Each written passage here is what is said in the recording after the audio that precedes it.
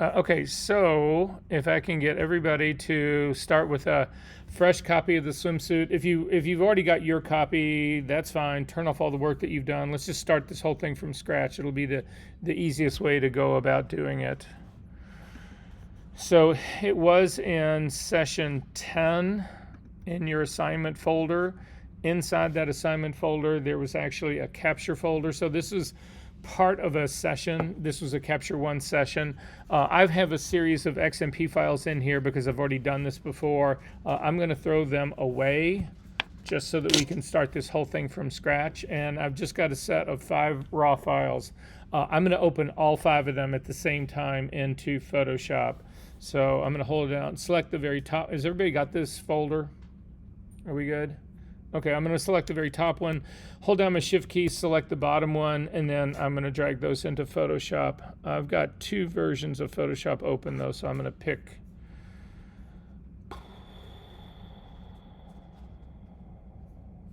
that. Looks like I went for bridge instead. I don't want to do that, so hang on one second.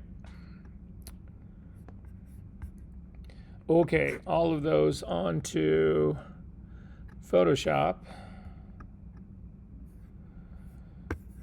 And only one of them open, so I'm going to cancel out of that and do this again.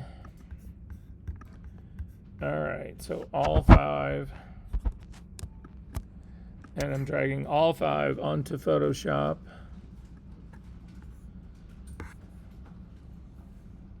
And it is only opening one. What is up with this? Let me restart Photoshop really quick. And then it's bringing 4 up in another version of Camera Raw, which is worthless to me. Let's try this one. Well, I'm going to restart Photoshop really quick. And I'm also going to quit my beta.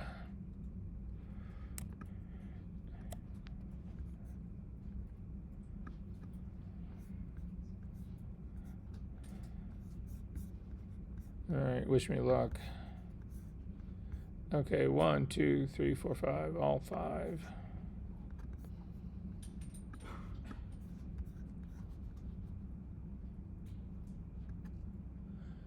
Son of a bitch. Oh well.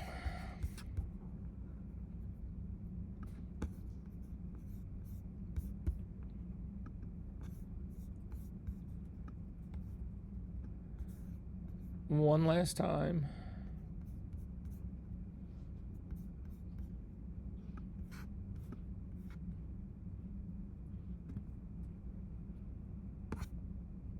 Huh. So apparently, I don't know what's going on. This seems like a bug to me because as soon as I go through this, I'm going to end up getting the other 4. So the only thing I really care about this is white balancing. So I'm going to do this and then I'll show you how I can actually apply that to the other 4 once this thing opens up. So I am going to grab the little eyedropper for color. And again, I'm going to select the patch that's right next to the gray patch that's right across from the red. This will actually white balance it. You'll see it put a little bit more warmth in here. To be honest with you, if I was doing this from scratch, I would go ahead and make a custom sensor profile out of this card, but I'm not going to do that part. You guys already know how to do that. However, at this stage of the game, if you, let me center this part.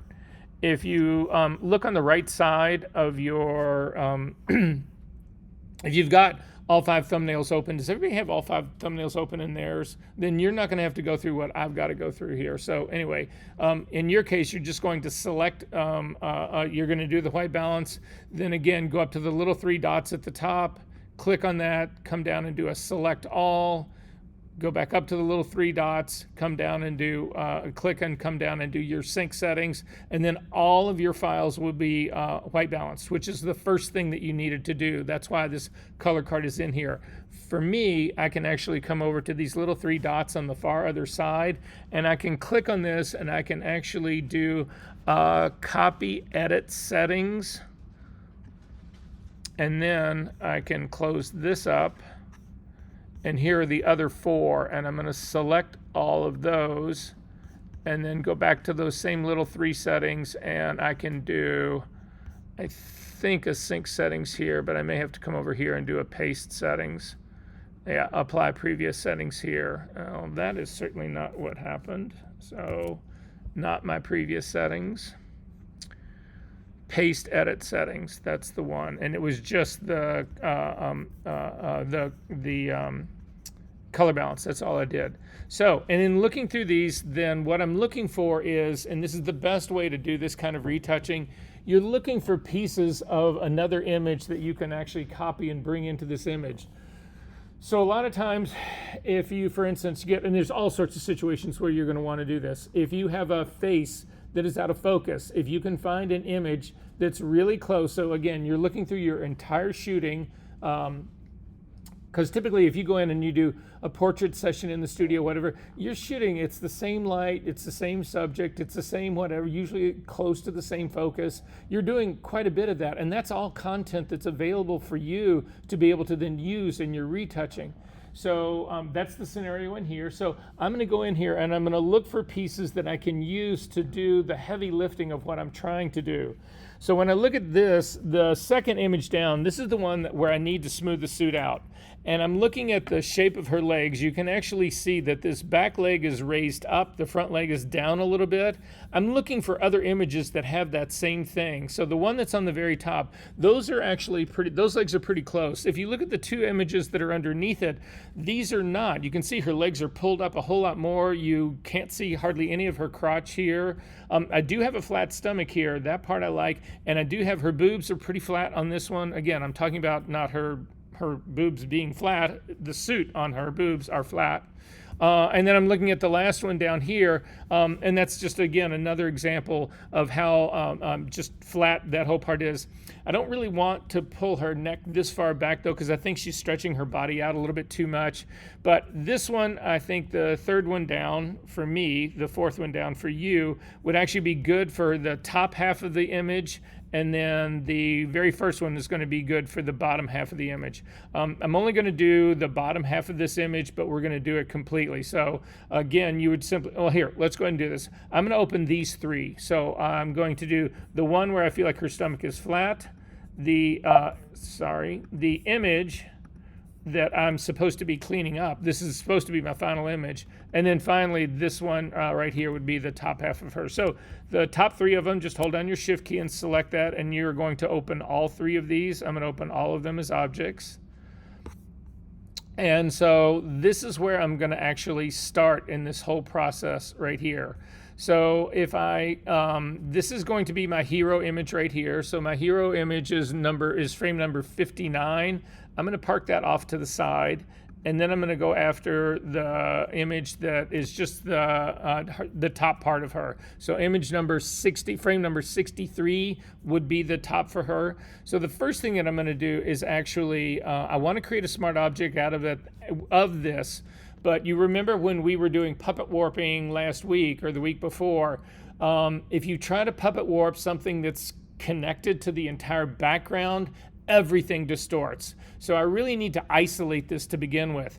But when I say isolate this, I don't want to, I can run into a problem doing that. And the problem that I can run into doing that is that if I jump it to its own layer, that is a destructive move. I don't want to do that. So what I'm going to do is I'm going to make a selection of this suit, then I'm going to turn this into a smart object, and that mask will actually get embedded into the smart object so that if I need to go back and add to it or subtract from it or do anything else, whatever, I still have the possibility of doing that.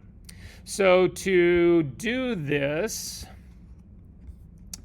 I'm just going to use the quick selection tool. So grab the quick selection tool, and I'm just going to drag across the silver part of her suit. You want to make sure that you come all the way down and get the suit as it heads towards the water. And that part looks pretty good right there. It cuts off at the bottom, so I'm going to hold down my Option key to just clean up that selection a little bit. I'm not going to worry about the straps up at the very top any more than the ring that's on the very top. I am going to zoom into this and make sure that I got just the little the little bit of fabric that's going around that ring. I don't need the ring itself. That part I don't need to worry about. So I'm going to make this tool considerably smaller. Remember, with the quick selection tool, it cannot touch the edge that you want it to find. So that part looks pretty good. That looks pretty good. That's all looking good. I'm missing part of this right next down by her thigh, even though I don't think I'm going to use it. This is only going to be used for the upper half of her body, but I might as well make the selection as good as I can before you never know what you're going to need. And I don't want to come back in here and do it again. There's a whole area of this seam that's missing right here, so I'm going to go after that part as well. And okay, I'm feeling good about this, so I'm going to go ahead. This actually is already a smart object. I'm going to leave it that way. I'm going to do a nested smart object, so I'm going to add a layer mask to this, and you can see it cuts out the suit part. And I am looking now at the, and this is exactly what I was talking about. I'm looking at the very top edge right here, and it's actually missing part of this. And if I'm going to use this suit for the top, I actually need that part in there. So I'm going to load this as a selection, hover over the layer mask, click on it to load it as a selection. Then I'm going to throw the layer mask away, and this just gives me my selection again, and then I can refine it. So I'm going to go ahead and clean that line down there before I add it as a layer mask again. And I'm also going to go after this part of this edge right here. And again, if you take your time doing this, I know it seems like I'm spending an inordinate amount of time doing this right now, but it will pay off later. So anyway, I'm going to add this as a layer mask again. And the fact that I've got a little skin showing in there and overlapping, that's fine with me. I'm not going to worry about this part down here. So this is going to be for the top. I'm now going to turn this whole thing into a smart object. So let me hide everybody else first. And let me get rid of this toolbar. And double click on this so it's as big as I can get it. So with this whole thing selected and the layer mask, you can now convert this to a smart object. So we already have this one smart object. We're just going to put it into another protective envelope, a nested smart object. So up to the layer menu, down to smart objects and convert to smart object. And you can see now it looks like I've applied this layer mask, but I actually haven't. So that's going to be for the top. I'm going to temporarily hide this, and I'm going to do the same thing for the stomach one on the one where the stomach is actually flatter. So again, still quick selection tool, make it a little bit larger, click and start to select all of it, zoom in. And this part I'm not so concerned about selecting the top part because I'm going to use that other image for the top part. But I don't know where I'm going to make the transition between this new top right here and the other new top, and the new bottom that I'm working on right now. So that part's all pretty good. I'm missing all of this down in here.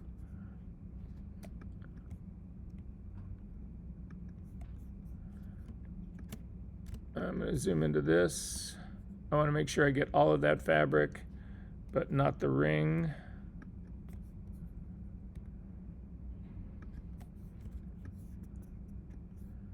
And all of that's good, all of that's good.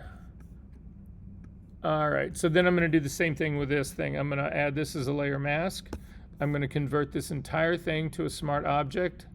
Layer, smart objects, convert to smart object. Double click on the hand, and so now I'm actually ready to try to make this whole thing work.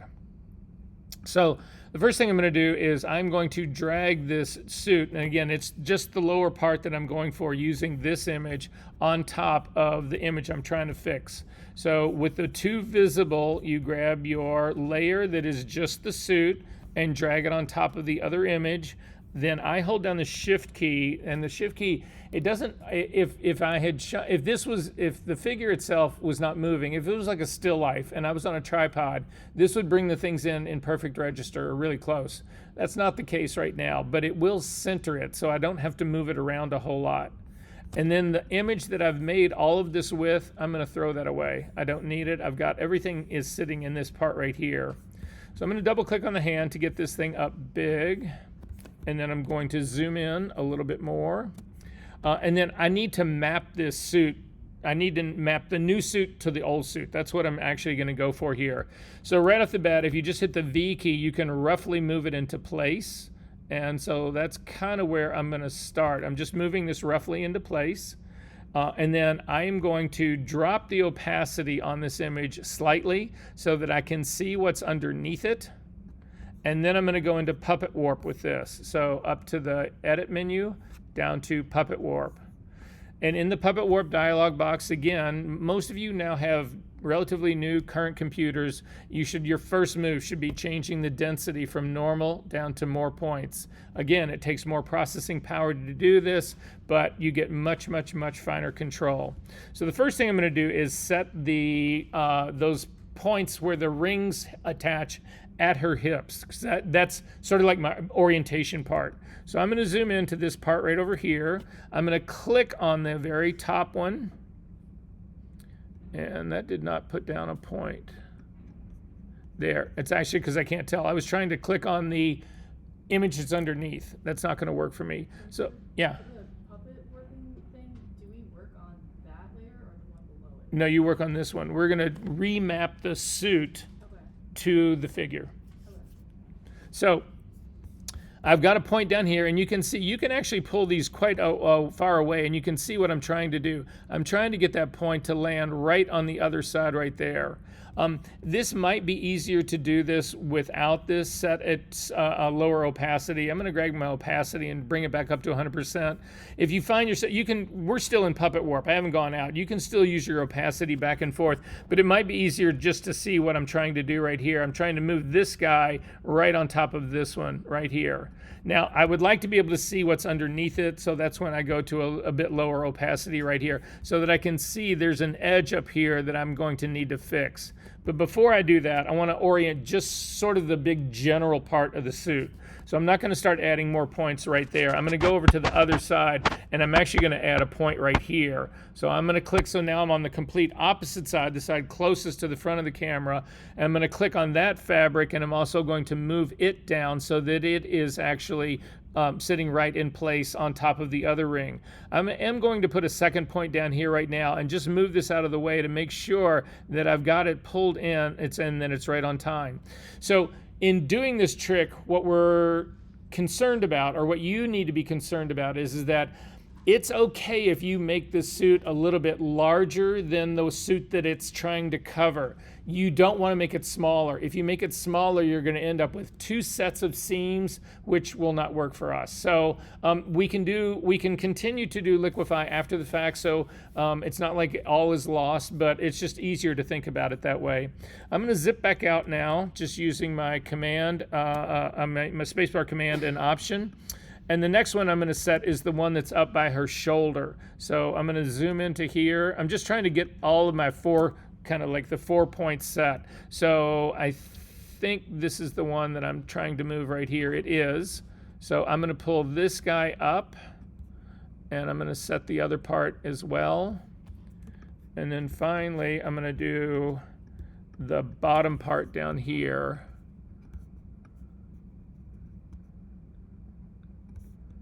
And I'm going to pull this whole thing down as well.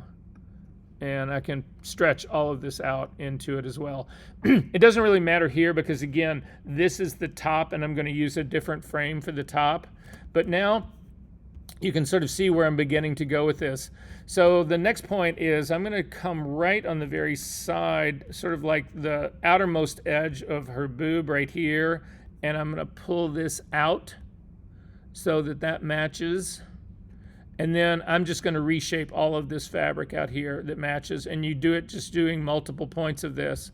So what we're trying to do is, without stretching this fabric as much as you want to, you don't want to like really stretch it any more than you need to stretch it, but I can bring this out considerably to fit that shape. If you can't tell where you are, you can always just grab something and start moving it around a lot. It'll give you a sense of where it is. I'm actually going to join the fabrics, the fold part. Not that I need to do that, because again, I really only care about this bottom part, but it'll give you a little bit of practice and give you some idea of what's really going on here. So I've got the area that's at the top in pretty good shape. I'm going to pull the fabric again out here, and you use more points because you don't want the fabric to look like it's pulling. So then I'm going to try something sort of here in the middle. I'm going to start pretty rough, and then I'll come in and fine tune it in just a minute. I'm just holding down my space bar to move. You want to make sure, the one thing that you want to make sure for certain is that the seam of the new suit is actually landing on or going slightly beyond the seam of the old suit.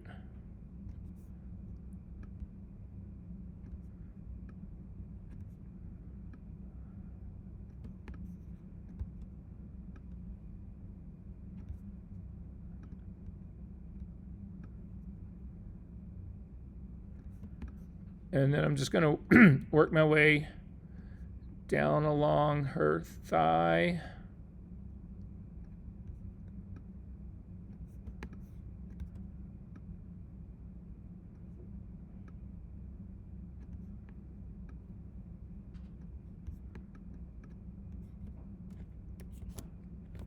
I put down a point here that I don't want by mistake. So you just hover over it. Hold down the Option key, pull slightly away, and click the scissors, and it'll get rid of it. The crotch becomes a little bit tricky in here, so I'm going to stretch this out a little bit more and then try to shape it in so that it really has the same contour as the suit that I had right underneath it. This you can stretch out further along her so that it actually does hit her legs. So take a look at my screen to see what I mean. This is actually covering a little bit more than it actually needs to cover. I'm going to use that part. It's easier than trying to get this to fit perfectly along the lines of her leg. And then I'm just going to continue to work my way out the other side.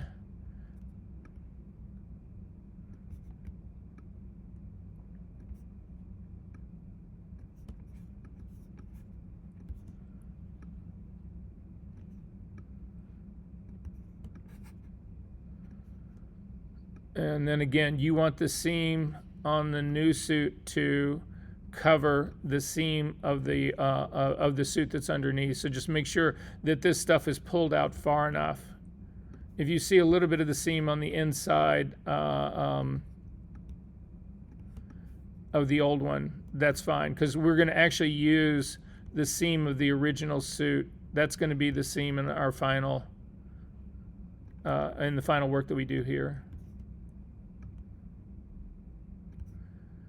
But you can see that what's happening, sorry, let me get rid of that, is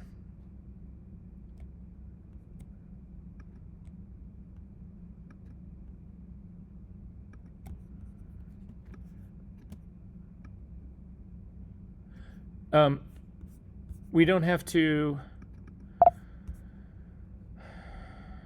Yeah, I'm going to go ahead and apply this. Remember, so check mark up at the very top.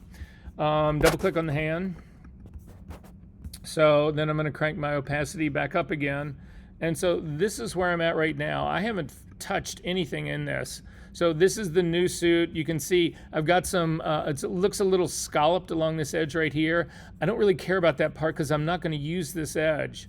So I'm going to now turn off the eyeball for the new layer. So that's the new suit. I turned that off, and I'm going to make a selection of the old layer, so of the original suit. So I'm just going to zip out here, and again go after, make sure that you've selected the bottom layer that's got that suit on it, and up to the quick selection tool,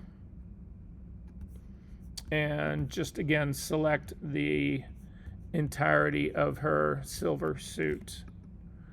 And I'm going to make sure I do a good selection on all of this because I would use this for both. I'm going to do that for also the one that I would do for the top of her body. So come in close, make sure that you get all of the suit that's running along the bottom. And again, if you overshoot it, just hold down your Option key and click back.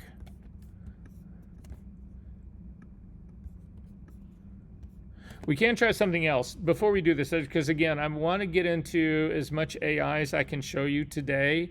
So instead of doing this with quick selection tool, we're going to do this with a different tool. If you've started this, hit Command D to deselect. I'm going to double click on the hand to kick back out a little bit.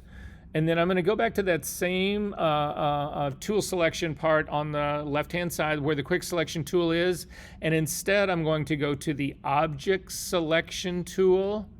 And if you do that and you actually come over your image, it basically it analyzes your image. It uses AI to do this, and it then looks for parts of your image that it can identify. In this case, it can identify the suit actually pretty well. It's also picking up parts down along the bottom, but I'm going to go ahead and go with this and see, because I think it's going to be faster. So I'm going to go ahead and click on this to load it as a selection. You can see you get marching ants. Then I'm going to go back to the quick selection tool and just use the negative part of it, holding down the Option key to get rid of the suit that's being reflected in the water. So I'm just going to, oops, sorry, that was not the one I wanted to use. Option key and click to get rid of that part, and then you can get rid of the whole, damn it, the whole rest of the selection part that's going down. And I missed part of that up here. And that part's pretty good. That part's pretty good.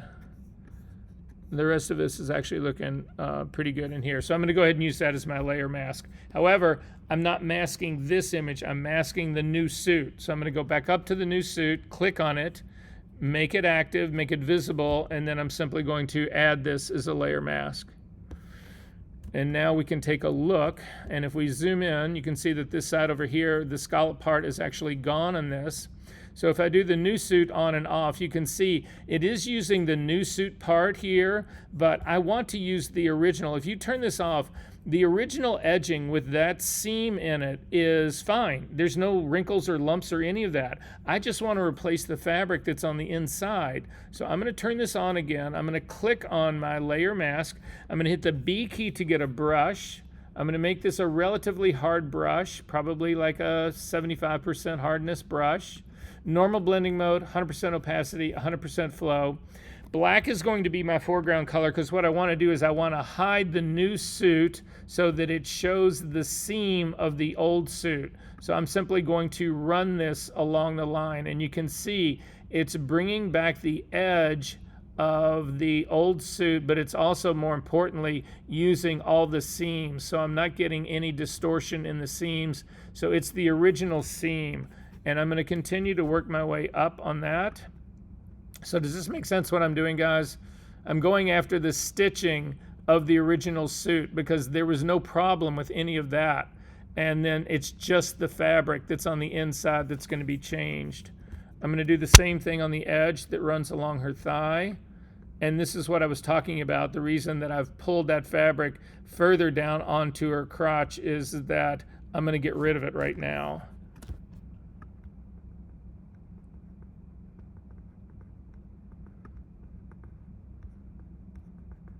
Because this part was never a problem.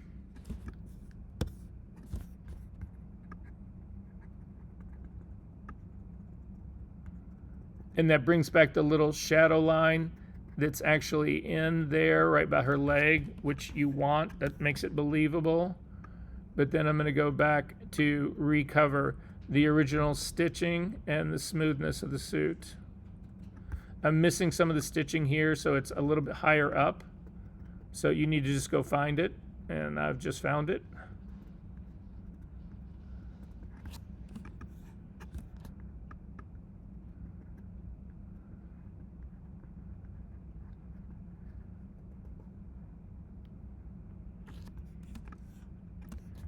So I know that you think like this takes a long time, but I would ask those of you who actually tried to use the clone stamp tool and the healing brush tool to do this work, how long that took. All right, I'm almost done with this part, and then we're just gonna gild the lily here and move on.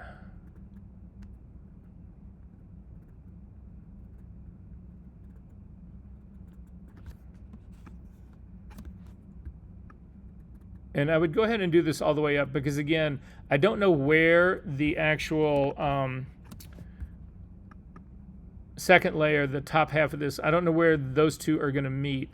So this just gives me as clean a bottom slash top as I can get. All right, so this is where I'm at right now. So at this stage of the game, I've still got some wrinkles on the bottom. I've also got something right here that doesn't look right. The beauty of this is that if you feel like there's something wrong in here, and I do feel like there's something wrong in here, just hit your X key. Remember, you're painting on a layer mask, and you can actually clean up those little bits right there so that it doesn't look off. Okay, so this is where I'm going to go with all of this.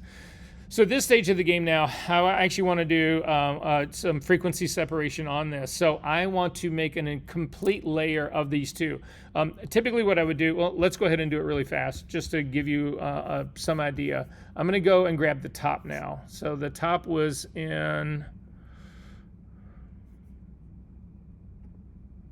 here.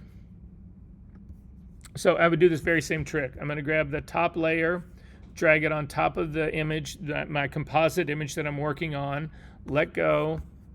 I can go ahead and get rid of the thing that made it. I don't need to save that. Hit the V key, move tool, and bring this up. And again, I would go through the very same process here to put these two together. In this case, I'm not going to do that. You guys understand. Everybody gets this, right? It's the same exact thing that we just did. All right, so I'm going to throw this away just so that it doesn't get in our way, but that's what I would do. I would go ahead and do the bottom as completely as I could get it, the top as completely as I could get it, and then I would do a merge stamp version of all of this to leverage frequency separation. So to do that, make sure you have your topmost layers selected. Hold down the Command, Option, Shift, and the letter E. It'll do a merge stamp of all of those on the very top. I'm going to rename this one NV for a new version, and then I'm going to go ahead and split this. So Command J, double click on the one that's in the middle and type in low. This is going to be my low frequency layer. Double click on the top one and type in high. This is going to be my high frequency layer, HIGH. Turn off the eyeball for high and select the low layer, and then you need to zoom in on this image. And what I'm really looking for is to find a place where I've got the most texture of all. So it looks like this sort of back edge. I can see a whole lot of texture in there. Yeah, well, actually, pretty much in this area right in here is where I'm seeing the most amount of texture. I'm going to come up to the filter menu, down to blur, down to Gaussian blur, and I'm going to set this at a 1. And I can still see detail in that. Hit the delete key, hit 2. I can still see a little detail in that. Delete key 3, and all of the detail is pretty much gone at 3. So I'm going to go ahead and say OK to that. I'm using a radius of 3 pixels. Then I'm going to select my high layer and click on it to make it active and turn on its eyeball. And then up to the image menu, down to apply image. And in apply image, in the layer drop-down box, you want to pick the low layer. In the blending mode, you want to change it from multiply down to subtract. You want to leave it at 100% opacity, a scale of 2, and an offset of 128, and say OK. And then finally, we are going to change the blending mode of the high layer to linear light. Now, say what? For the high layer is linear light. So then I'm going to come down to my low layer and make it active and just hit Command J to make a copy of it. I will only be doing my low work on the low copy so that I've got the original low is my sort of virgin for the low work. I'm going to do the same thing for the high copy, but when I do Command J on the high copy to make it a high copy, everything gets really crunchy. And that's because I'm doubling up this linear light blending mode. I can't do that. So I'm going to change that linear light blending mode of the bottom one stays linear light, but the top one, the copy, gets changed back to normal. And then finally, so that we don't have this thing that looks like a high pass filter, you hover between high copy and high, hover your cursor right between there, hold down your option key and click to clip it down. And now your split will actually be the same as the original image. To make sure it is, you want to select all 4 of those layers. So high copy, high, low copy, and low. Hold down your shift key and click. It will put them all into one, or now with them all selected, go to my little menu that's on the far right hand side, click on this, and come up and do new group from layers, and we are going to name this FS. And say OK. So then I'm going to back out just a little bit so I can sort of see. You just want to turn your FS group eyeball on and off and on and off. If you see a shift or a change in anything, you've done it wrong. You need to do it again. So this is now, everything is going to be fine in here. This is actually looking pretty good. So then I've got problems that I can attack here, and I'm going to use my tablet to do this. So if you have a tablet, now would be a good time to whip one out. Especially for the low work in here, working on a tablet is definitely preferable.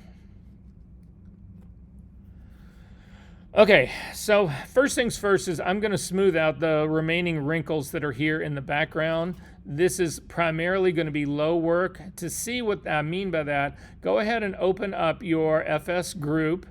Come down to the low copy, because again, this is where we're going to do all of our work. Hold down your option key and click.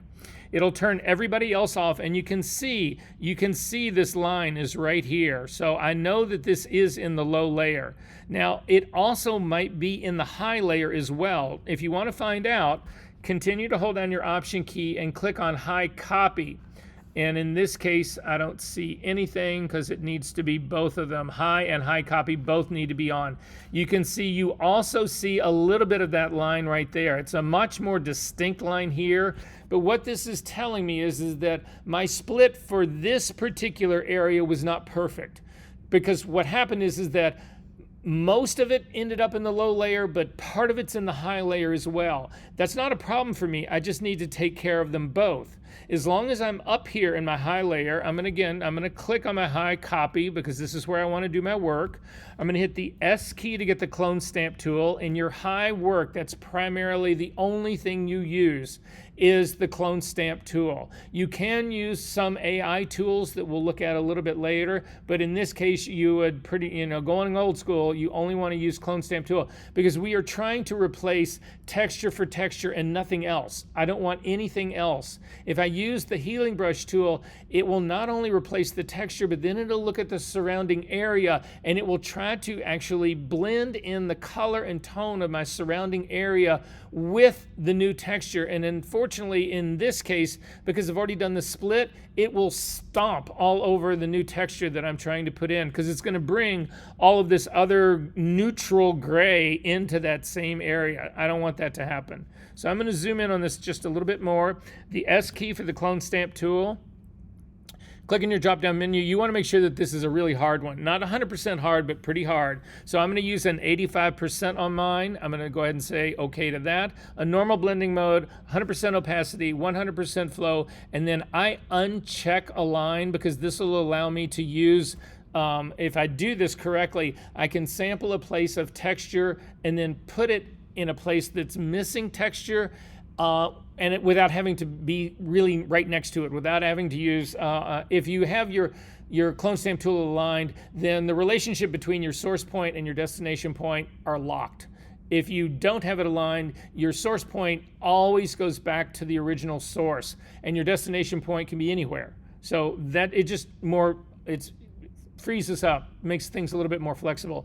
Also make sure that you only have current layer. So in the drop-down menu, you only want this on current layer. I'm gonna make my brush a little bit smaller. You don't wanna change anything that you don't have to change. I'm gonna then sample an area that's really close to that line, holding down the the option key to get a sample, and then I'm just gonna run it across that. That has now eliminated that part of the wrinkle that was on my high copy, but now I'm gonna go to my low, I'm gonna hold down the option key and click on low copy, and you can see I've still got this line that's right here.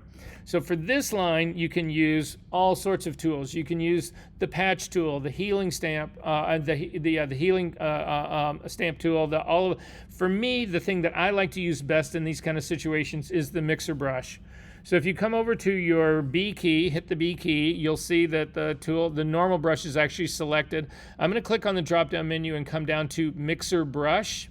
In the Mixer Brush, again, the settings that you want from that, if you click on the little drop-down menu at the top for the edge, you want this to be completely soft. Then going across for the icons, there's a patch that is a preview of the color that's going to be sampled. Mine right now is checkerboard, indicating that it's transparent. That's what you want yours to be, but if you don't have the rest of these set correctly yet, it may not be. Then right to the right of that, there are two buttons that can be pushed. If the button is pushed in, it has a darker surround around it. You want to make sure that the one that is closest to this preview patch is not pushed in, and then the one that's to the right of that is pushed in. So take a look at my screen. You can see this button right here is not pushed in. It's got a lighter background around it. The one next to it has got a darker one, indicating that it is pushed in. At this stage of the game, you should have a custom reading right here. You want to put in for your wet reading a 20%, for the load on your brush 100%, for the mix on your brush 100%, and then your flow can be anywhere from 20 to 40.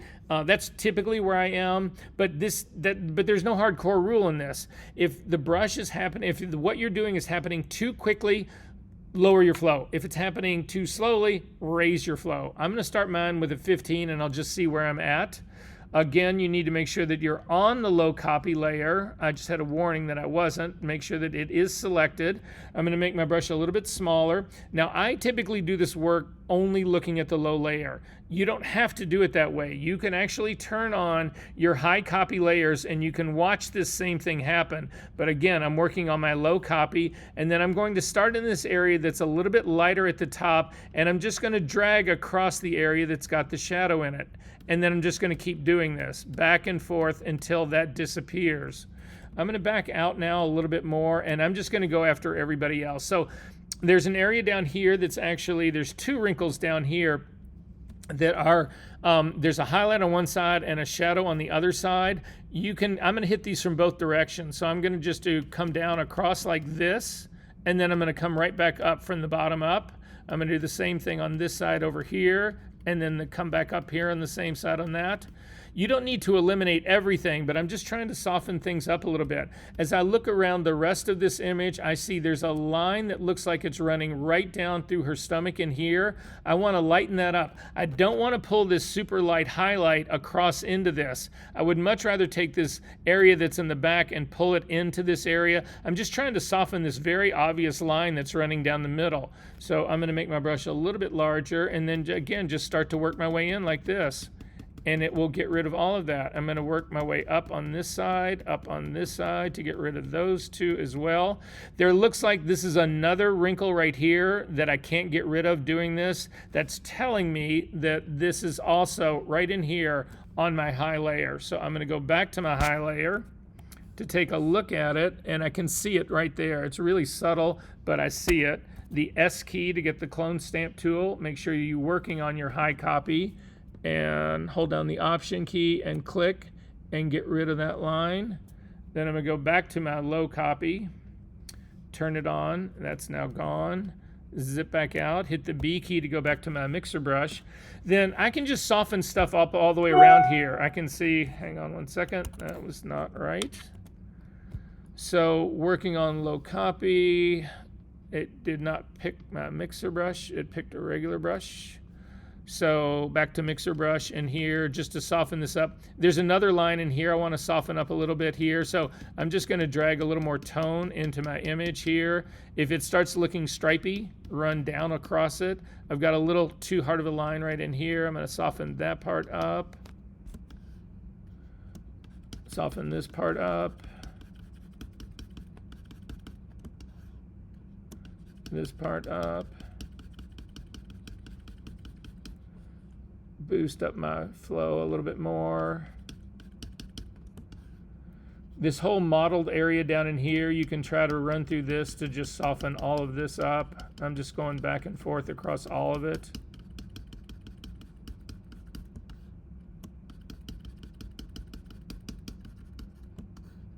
This line in here is still too hard.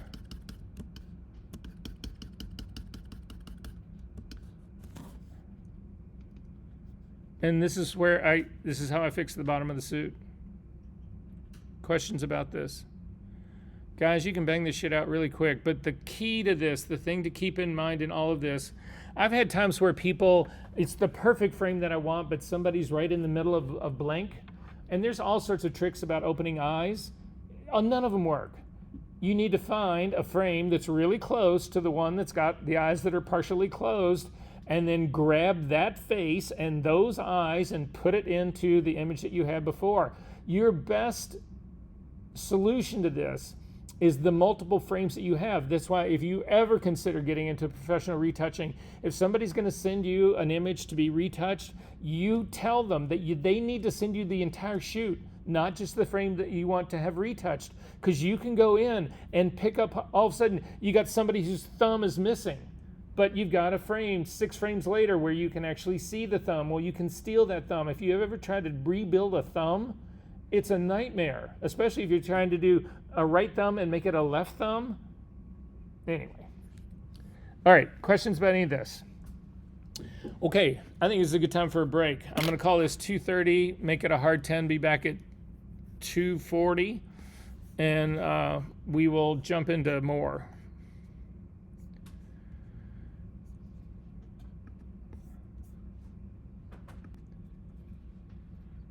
Alrighty, we're going to get started up again. A couple more things I was just looking at during our break. I just wanted to point out. The first thing is that if you take a look at how far I'm zoomed back here, I can see things here that I wasn't seeing when I was zoomed in really closely. Like it looks like there's some stripes right across here that I still need to soften up. So having seen that, I can then come in and you can spot it. You can see there's these 2 sets of stripes that are right here. So in some cases here, the problem that I've got is if I'm trying to use, I don't know if you can see it really on this screen up here that well, the mixer brush in here, the problem is that I've got a light area here, a dark area here, a light area here, and a dark area here, and a light area here, and a dark area here. And I'm concerned using the mixer brush to grab across and go all across those. I'm not certain that I'm really going to get the look that I'm trying to get in this. So the other tool that I use in the low layer a lot is just a regular brush, because again, this is really only about color and tone. I'm going to turn off everybody else to see if it's easier to spot. So I only have my low copy visible, and it's a little bit easier to see. There's a light area here, dark area here, dark area here, light area here. So instead, I'm going to fix this using just a regular brush. So I'm going to hit the B key to get a regular brush. I'm going to change its blending mode, its hardness to a completely soft brush. Again, that's the mixer brush still. So just a regular brush. Check to make sure that it is a completely soft brush. Normal blending mode, 100% opacity, and crank your flow way down, especially if you're doing something less light. I'm going to bring my flow down to like a 1 or 2%. And then I am going to use my option key to continue to sample color. So you can see I'm holding my option key down and I'm sampling color all over here. I'm going to sample some skin color. So you can see you can sample color from anywhere. You want to sample color repeatedly. So I'm going to pick an area that's up here because I've got an area that's darker here and lighter here. I'm going to actually pick a color right here because it's the one that's really kind of in the middle, so it should help me do both. So I'm going to pick on this color right here, and then I'm just going to start to work in that way, and I pull down that color a little bit, and I'm going to do the same thing on the darker color over in here, resample to get something else, and change my color in here, and then I'm going to double click on the hand, turn my high layer back on, and you can see it's done some work in there. I still need to actually do a little bit more, so I'm going to do it staying way out here. Brush, and then again start to work in this area in here. If I wanted to go a little bit faster, I can pick a slightly darker color and then get that like that and like this. I still think this darker color in here is a little too dark, So I can grab a lighter color out here and work my way across that to actually lighten this part up and up into here to blend that. So anyway, I can do all of those things. However, last thing I wanted to show you here is I've got a highlight that's happening right in here. So the fact that I can't see texture in here, I'm kind of okay with that. I'm a little upset that I don't have more texture that's on this side over in here. I can bring some more of this texture back into my image if I want to. To do that, I'm actually going to see what's underneath this thing. So I'm going to turn off my whole FS layer. And I'm going to turn on my original, not my new version, but the one that started down here at the very bottom. That's my new version. I don't want that one. It's this one right here. This has actually got texture that's down in here. The problem I have with this though is the minute I grab this texture, it's also going to grab this line right here. So we'll see how this works. I'm not really certain that this is going to work, but we'll try. You can clone from one layer to another. You don't need to be on the same layer. So I'm actually going to go back to my clone stamp tool, the S key. I'm going to set a sample point right here.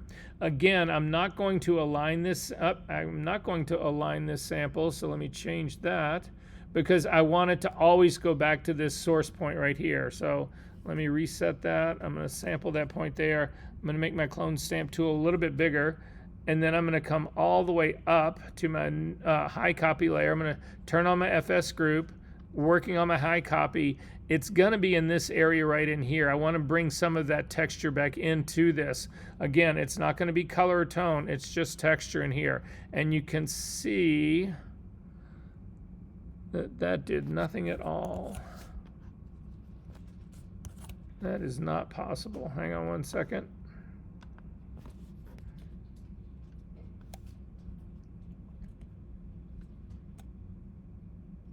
There you go. I don't know what I copied, but it wasn't that.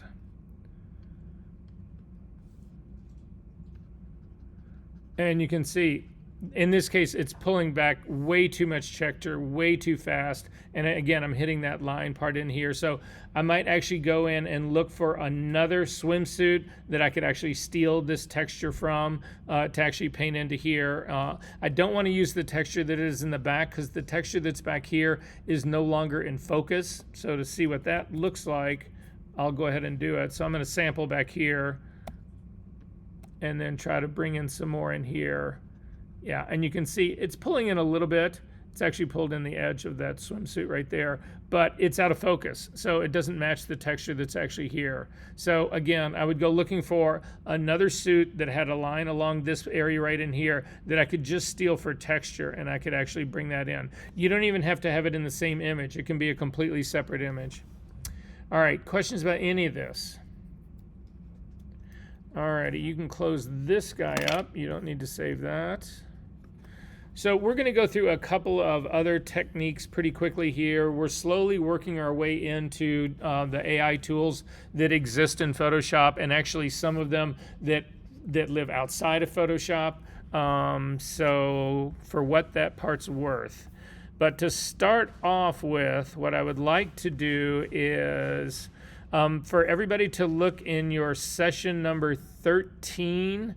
We're going ahead one because this is actually 12 today. This is our 12th week today, our 12th session. I'm pretty sure 12 is today, right? Okay. Is it, or is it 13? It's 12 because we've got next week and then 2 weeks after the holiday, right? Okay, all right, so that's making me feel better. So at any rate, we're going to jump a little bit ahead here. But again, I really want you to know these specific techniques part right here. So even though I will record next week's video and you could watch it, I think it's better for us to get a hold of it right here. And I feel like we're in the right spot. The other thing that we're supposed to be doing today is working on more compositing. What I'm going to do is I'm going to get through all of the loose ends that I want to here. Jump through, well, not run through AI, but deal with as much AI and try to explain as much as I can about that and where we are with that.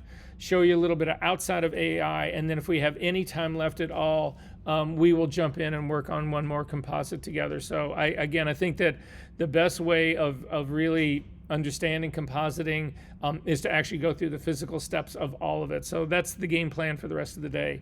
So at any rate, if you go to session number 13, there is a file in here called cheerleaders, and I want you to open that up into Photoshop. The next few things that we do will go relatively fast. And you can see it's a photograph from 1978, and there's clearly a color cast to this.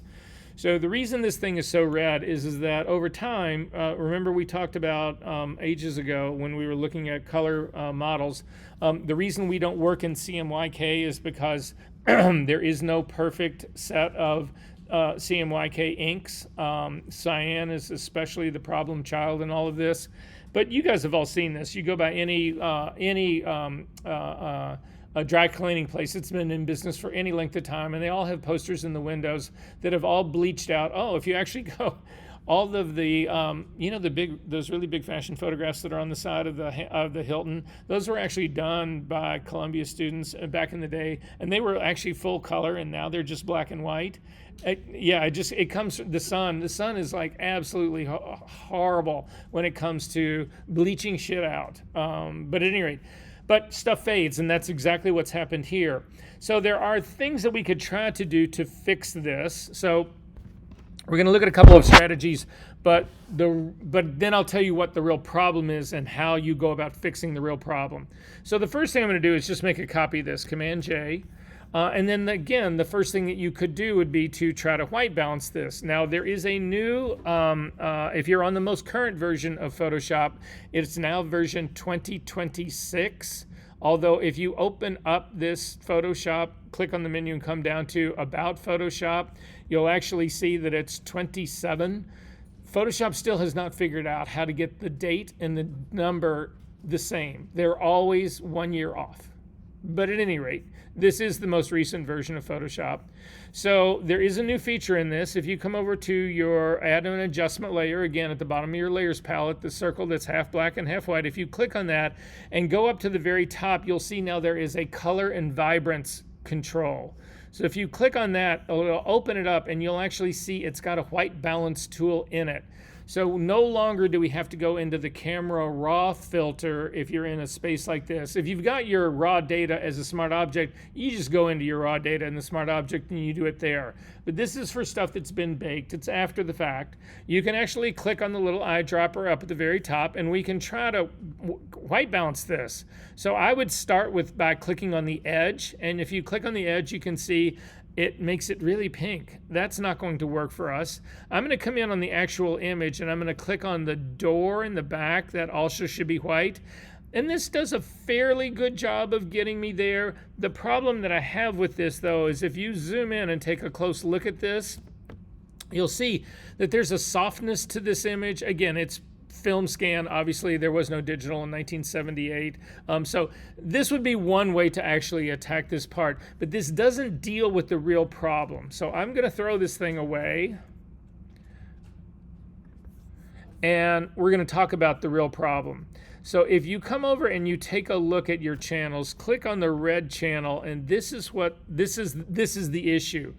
What has happened is that the red channel in here, because this again is the complement of the of cyan. When the cyan faded, it actually has more red coming in here. But if you take a look at the mask on this, you'll see that there's very little detail. Like in this sweater, there's supposed to be ribbing in this sweater, and none of that's really there. These faces have absolutely no detail in them at all. They're all because again, they are all much lighter than they should be, and they have no detail in them.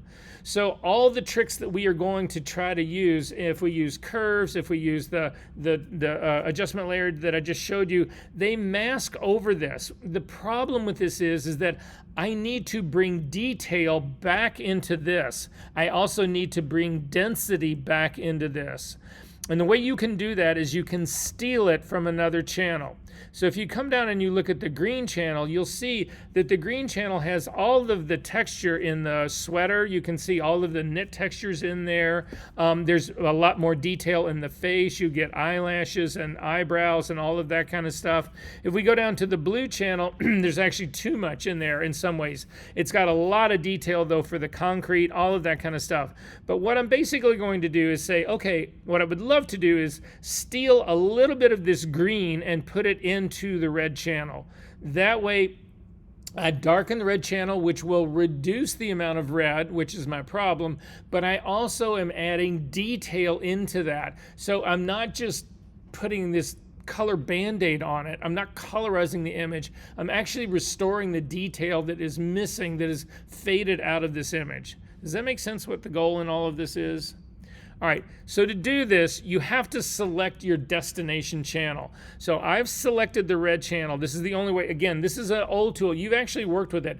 So I'm going to show you what Apply Image was always meant to do, the way when it was originally created. In the early days of Photoshop, there were no layers. They did not exist. Everything that you did was by modifying these red, green, and blue channels. To sort of see what that's like, I'm going to actually say just come up to the, so select the red channel itself. I want to click on the eyeball next to the RGB guy so that I can see it, but you'll see that my red is still highlighted. And I'm going to hit the B key to get a brush. I'm going to hit the D key to default my foreground and background colors to black and white. And with a black brush, I'm going to paint across, I'm going to actually bring my flow all the way back up again. I'm just going to paint across this image, and you can see where I'm painting actually makes this image cyanic. And the reason that's happening is if you go and take a look at the red channel by itself, so again, turn the eyeball off or click on everything and then come back to your red. What I did was I put a black mark on my red channel.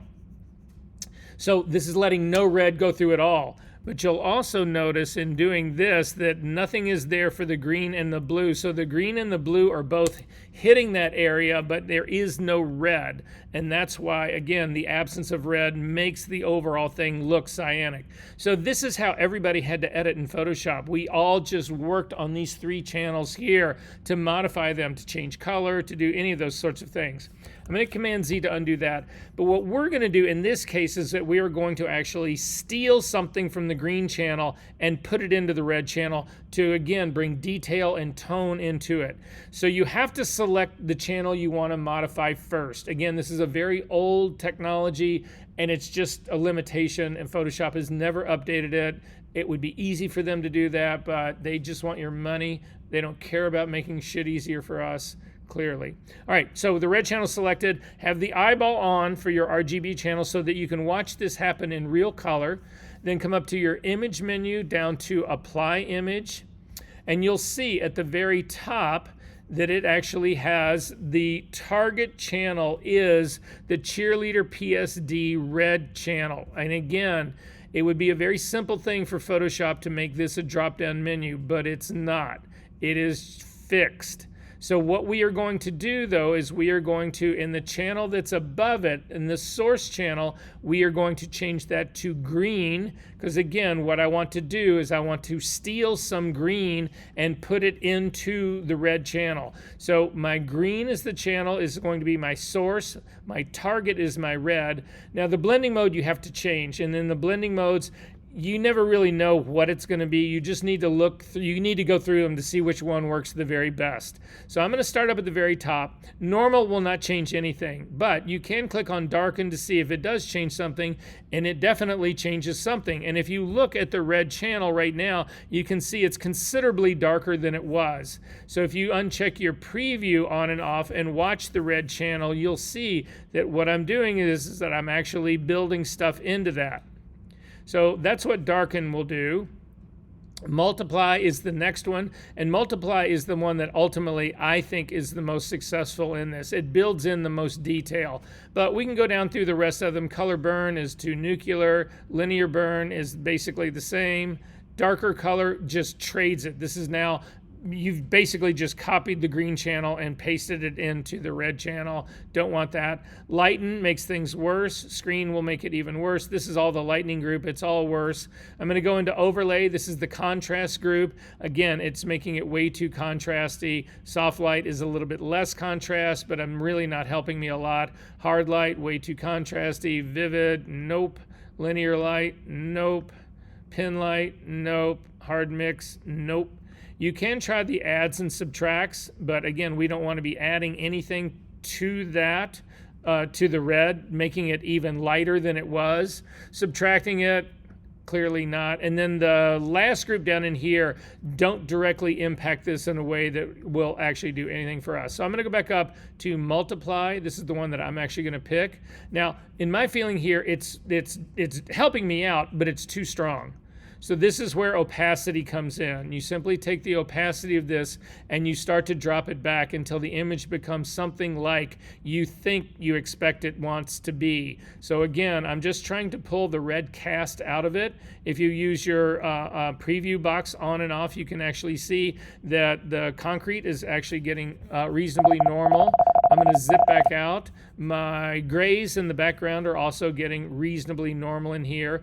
But again, I am not just color correcting this. I'm bringing more detail into the red channel. So their faces and everything. Well, here, we'll take a look at it in just a second. I'm going to go ahead and say okay to this. And then again, just take a look at the red channel by itself. Select the RGB one so that they're all selected, and then just click on the red.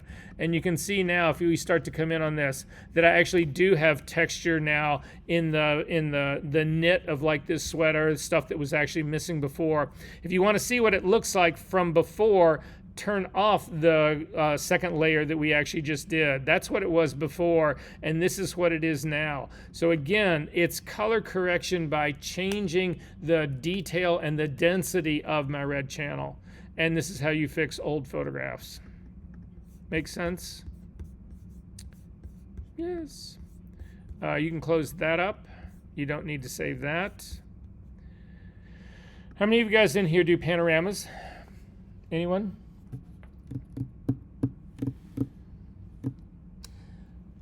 Okie dokie. How many people in here generate new backgrounds for composites or anything like that? Panoramas can be one of your best friends. So we're going to take a look at it regardless. Okay, so to do that, if you go and look inside, again, your session number 13, there's a folder inside of there called Panorama Files. If you click on that, I'm going to walk you through, and I just want you to see what's inside of here. We don't start actually with this. It's what's inside here. So if you take a look at this image, I'm going to actually get this up big so that you can see it. So this was done by, these are photographs that were, they're copyrighted photographs by a guy named Seth Resnick. He's was and probably still is, for whatever of this market's left, one of the leading stock photographers in the world. He lives in Miami. Anyway, he did a Lightroom workshop, 2-day workshop once that I was at, and these were working files from that workshop. So in that context, I always give him credit for this because, anyway, it's copyrighted material. So use this for exercise files. Don't do anything else with these. But at any rate, so he lives in Miami. He went on top of his roof and he does this. This is handheld. So his camera, everything is on auto. It's on auto exposure, auto focus, auto everything. He's just standing up there. He's not on a tripod. If you really are serious about doing panoramas, you want to be on a tripod that you can completely level and that then has a base that can swivel, so that as your camera starts to pan across, it doesn't go up higher or lower. It actually stays constantly level. If you do that, then all of your images will stitch together. You won't lose anything on the top or the bottom of them. In this case, you're going to see we're going to lose something on the top and the bottom because when he does his pan from right to left to right, it's not perfectly level. But at any rate, so this is actually a picture at sunset looking southeast. And then I'm going to just go through these really quick. You can see he starts to twist, and he's moving clockwise now across the canal into Miami proper, and then the sun is setting in the west. Does that make sense what's going on? All right, so it's these files. What I want you to pay attention to, though, is look at the exposure on this one. And then, oops, sorry.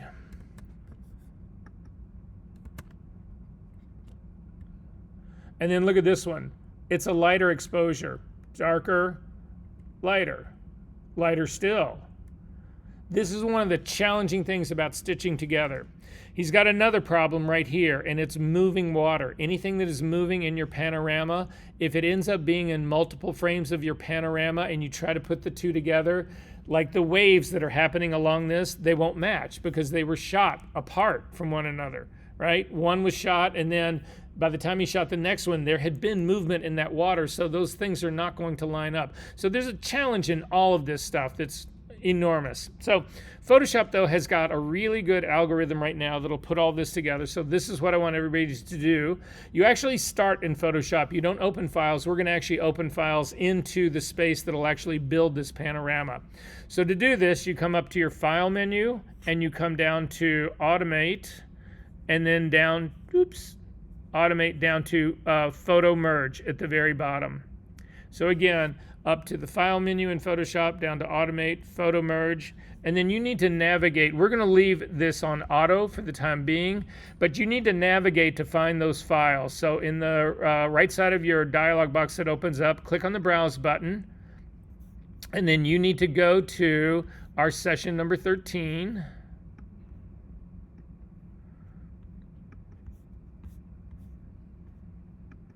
And then find the panorama folder,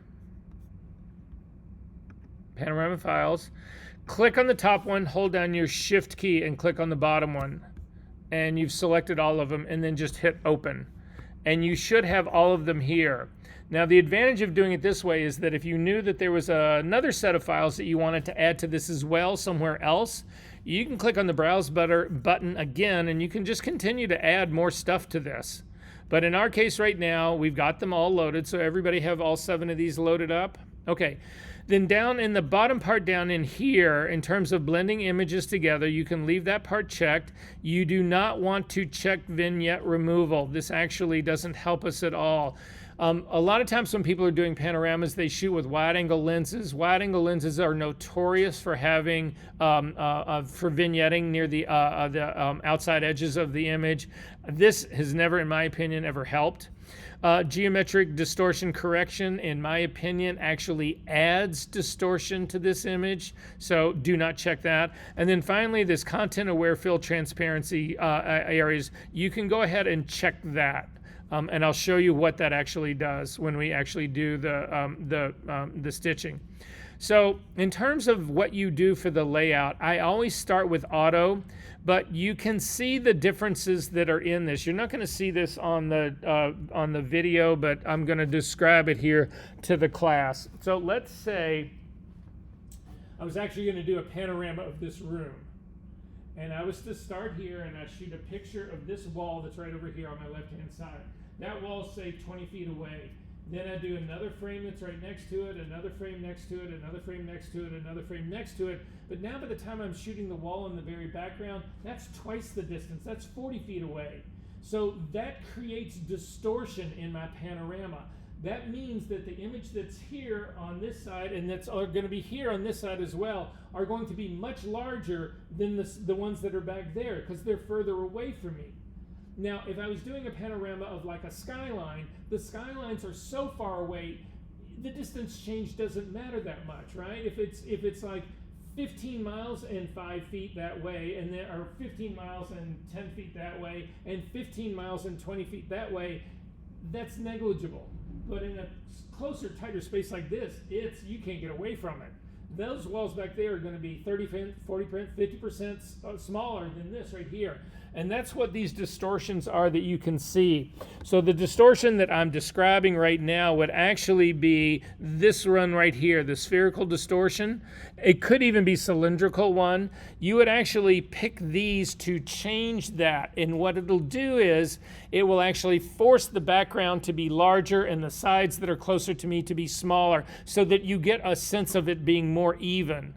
Anyway, auto always works best to begin with. That's the one I'll actually do. If you cannot, for some reason, get your panorama to work automatically, you can do the very bottom one down here, this reposition one. This will allow you to move your frames around to try to get them to line up yourself. But at any rate, this is set up, auto. I'm going to click OK and let Photoshop do its thing. So you can see in this case right now, it's actually stitched things reasonably well together.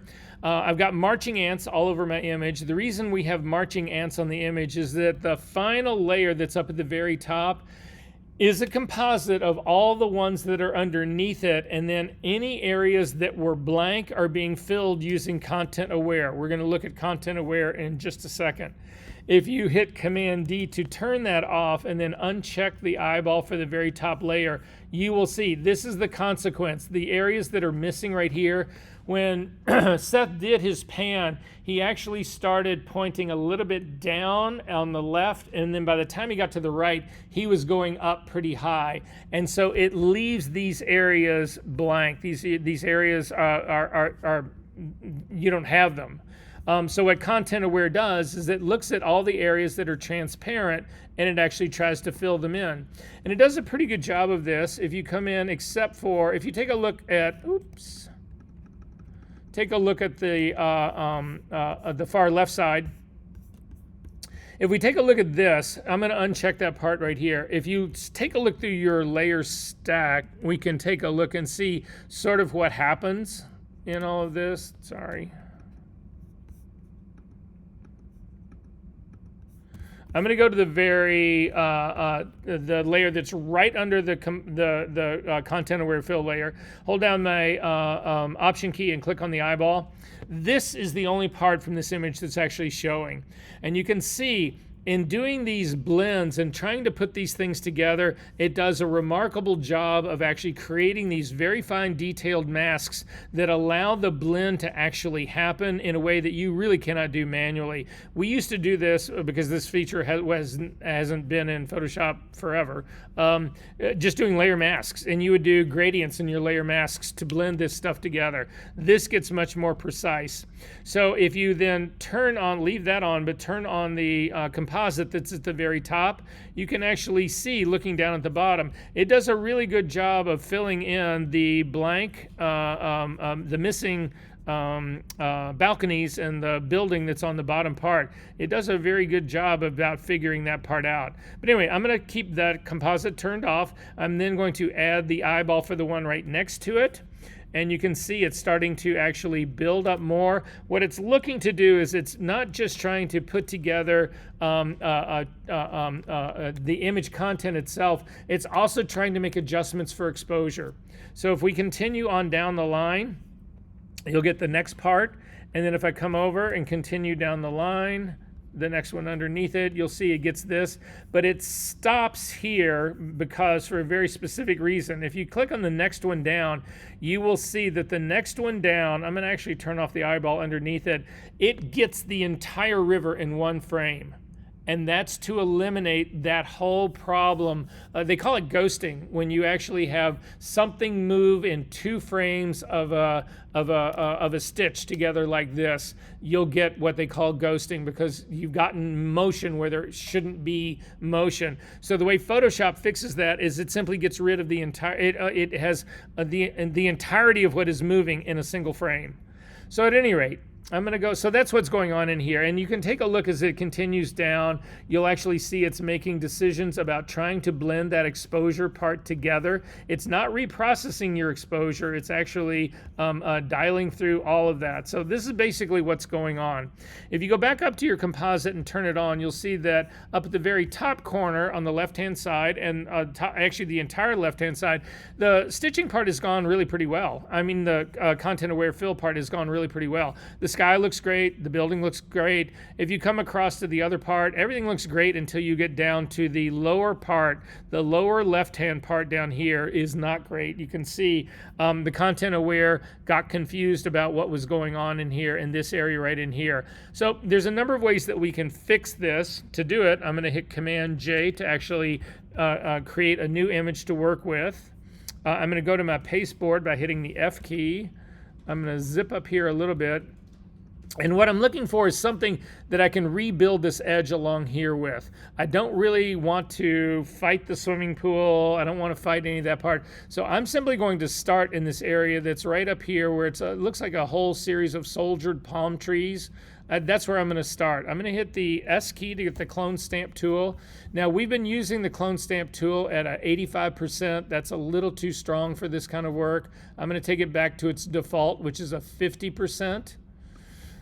Again, normal blending mode, 100% flow, 100% opacity, 100% flow, only working on this current layer. I'm going to set my sample right on the very edge of the water, holding down the Option key and click. And then I'm going to come over here where it starts to look like I'm in trouble. And you can see I've got a preview here that'll allow me to line this up again. And then I'm just going to continue this straight on through. I'm going to try to avoid the swimming pool if I can, but I can't. So I'm going to go ahead and bring this up higher and continue this all the way down. I'm picking up another boat that I think I'll probably go back in and change later on. So that's basically my first pass at this. The next pass that I'm actually going to do is to get rid of the second boat here. So I'm just going to grab something else. I'm going to grab right in here before the dock. Hold down the Option key and click to set that as source. And then come over to the boat and again line up the dock if I can and click and go through it. So I'd spend a little bit more time on that. The last problem though that I've got is this area that's right in here where the two waters actually connected. You can pretty much see that line right away. There's a number of ways of fixing this. I'm going to try it using the healing brush tool. So the J key will actually give you the healing brush tool, but then you need to click on the drop down menu to make sure that you're getting the one. I like to sample my own healing brush tool. So I'm going to click on the healing brush tool, come over into the water area that's right in here, hold down my Option key, click to set that as source, and then I'm just going to run through the line really quickly, and it just softens up the what I'm struggling for right here. And that's basically the way I would fix my panorama. Other people will do this. If you turn all of these off and make sure that you've got all of these on, the other solution to fixing this is simply to crop everything out. So if you go back to your regular image, double click on the hand, you can use your guidelines to pull guidelines down. I'm going to pull a guideline down to hit the very top corner up here. You'll see the corner I'm looking at.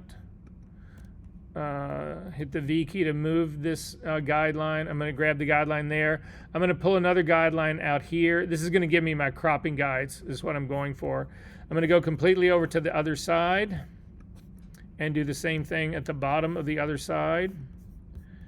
So I'm going to pull a guideline out here to get the very top edge, the top corner right here, and then finally a guide down here to get the very bottom edge right there.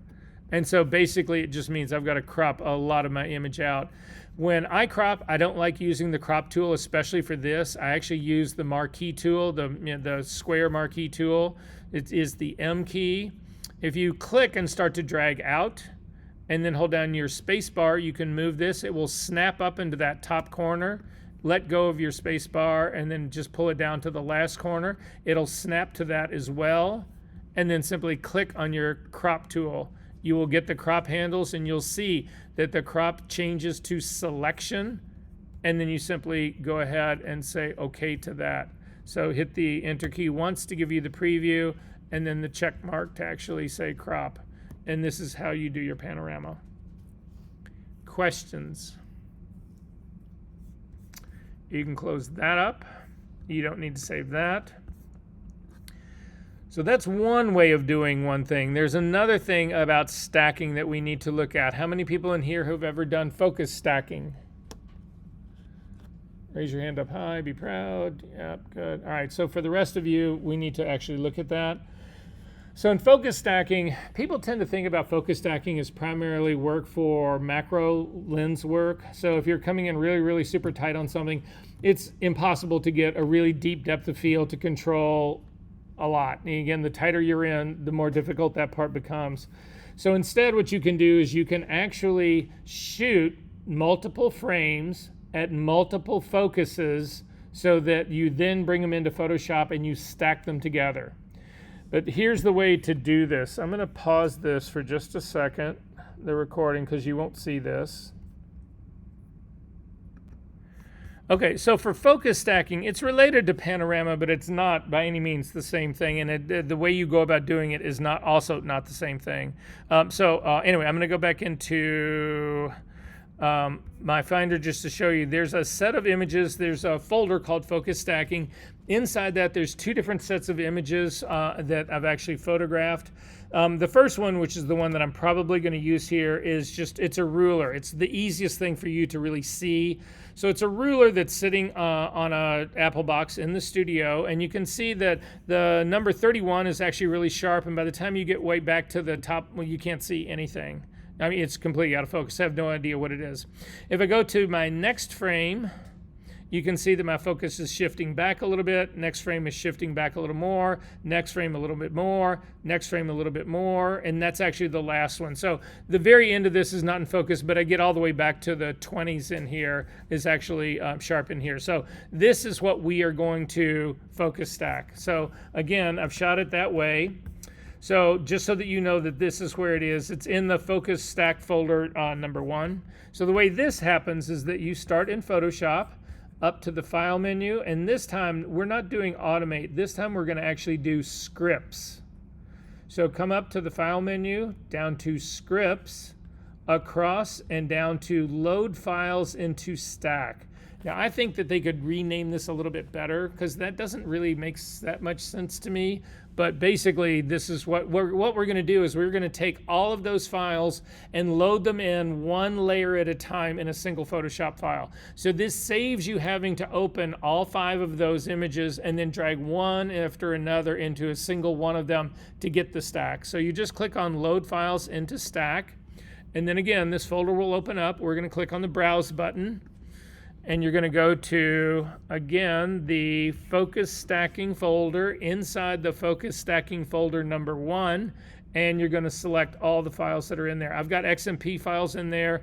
You can't select them. They're all grayed out. So just select the very top raw file, hold down your Shift key, and click the last one and hit Open.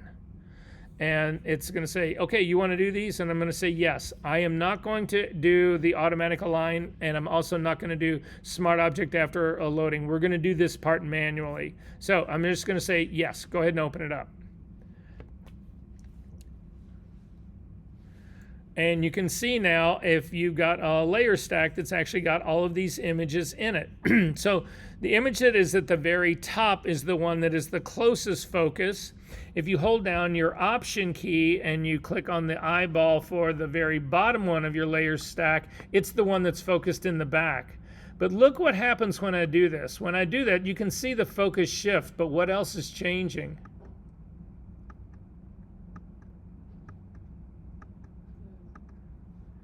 Whatever drugs you guys are on, could I have some, please? I would like to escape just like you. No, I'm sorry, what were you going to say? The framing of the image. Like zoom in a little bit. What's happening is it's changing size, right? So people don't realize that this happens, but when you focus a lens, your lens actually, I mean, you guys, when you actually physically focus it manually, your lens actually moves further away from you or closer to you. That's how it focuses, right? Well, if it moves further away from you, it's moving closer to your subject. In shooting people, it's so subtle, you don't really notice that. I mean, if you're doing full-length people or landscapes or cars or anything, that you never notice that part. But when you get into doing macro work, those changes are significant and you see it. So I've got 2 problems here. Number 1, I got the focus stacking issue, but number 2, all of these things need to be resized. They need to be transformed. That's what makes focus stacking so challenging. Trying to do this manually is a nightmare. So we're going to do it and let Photoshop do the work. So I want you to select the very top layer. It is selected. Scroll all the way down, hold the Shift key and select the bottom layer. So all of these are now selected. You'll also notice if you look closely, my very bottom layer is a smart object. I don't want that to be the case. Again, this went through Camera Raw. You didn't notice it because it's automatic. It does automatically open. It used to be that this would crash. After the first smart object opened, it wouldn't be able to open anything else. It doesn't do that anymore, but the first one is a smart object now, and I can't have that happen. So I'm going to select the bottom one by itself, and I'm going to rasterize this. I need to turn it into a normal layer, not a smart object. So to do that, click on it, unclick all the other, that we had all 7 selected, or all 6, or however many there are. Uncheck all of those, click on the very bottom one, and you'll see that little icon in the corner. We need to get rid of it. To do that, up to the layer menu, down to smart objects, down to rasterize. And you'll see that little one thing goes away. Now we can actually select all the layers. So I've got all 7 selected, or 6, or however many there are. This is a 2-step process. The first step is up to the edit menu, down to auto align layers.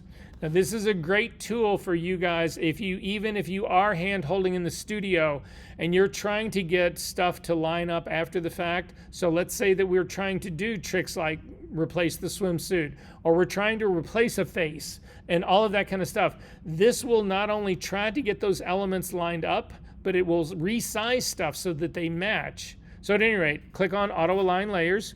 Again, a very familiar box will open up. I'm going to leave mine on auto, but this is the same perspective issues that you would run into. Do not check vignette removal. Do not check geometric distortion. Simply hit OK. It goes through and it does it. And so now if I come down to the very bottom and I hold down my Option key and click on the eyeball, you'll see that it shifts focus, but the ruler itself does not move. It doesn't rescale in size. All of these now are the exact same size, but look what has happened. If you click on that very bottom frame eyeball alone, look at the transparency that's all around this image. This entire image was shrunk to fit the focus image that's at the very back. And all of the other ones were done the same thing. If you click on the next one, you'll see that it's also smaller, not as small. The next one, smaller still, again, less transparency and working all the way back. Does that make sense? Again, impossible to do this manually. So I'm going to select all 7 again, and now we're going to do our next move. You do need to do the auto align first, and then the next move, edit menu, and you go to the very next one underneath auto align, which is auto blend layers. Dialog box will open up. We are not doing a panorama, we are doing a stack. In this case, you do want to check seamless tones and colors, and you also want to check content aware fill transparent areas and say okay.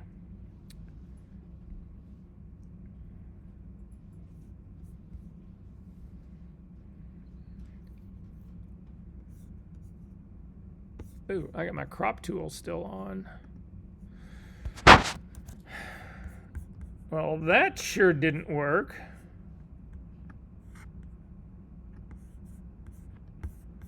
Let's try this again.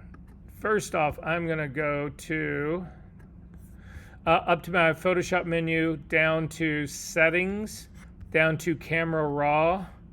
And in Camera Raw, I'm going to go to my Workflow, and I'm going to uncheck this Open in Photoshop as Smart Objects. This has always been a problem for doing focus stacking, and I'm going to try and do the same thing again. So up to the File menu, down to Scripts, down to Load Files into a Stack, Browse, select them all, Open, OK.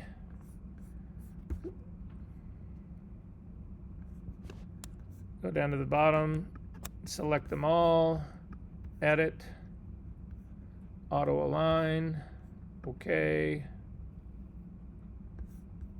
Edit, Auto Blend, Seamless, Content Aware, yes, OK.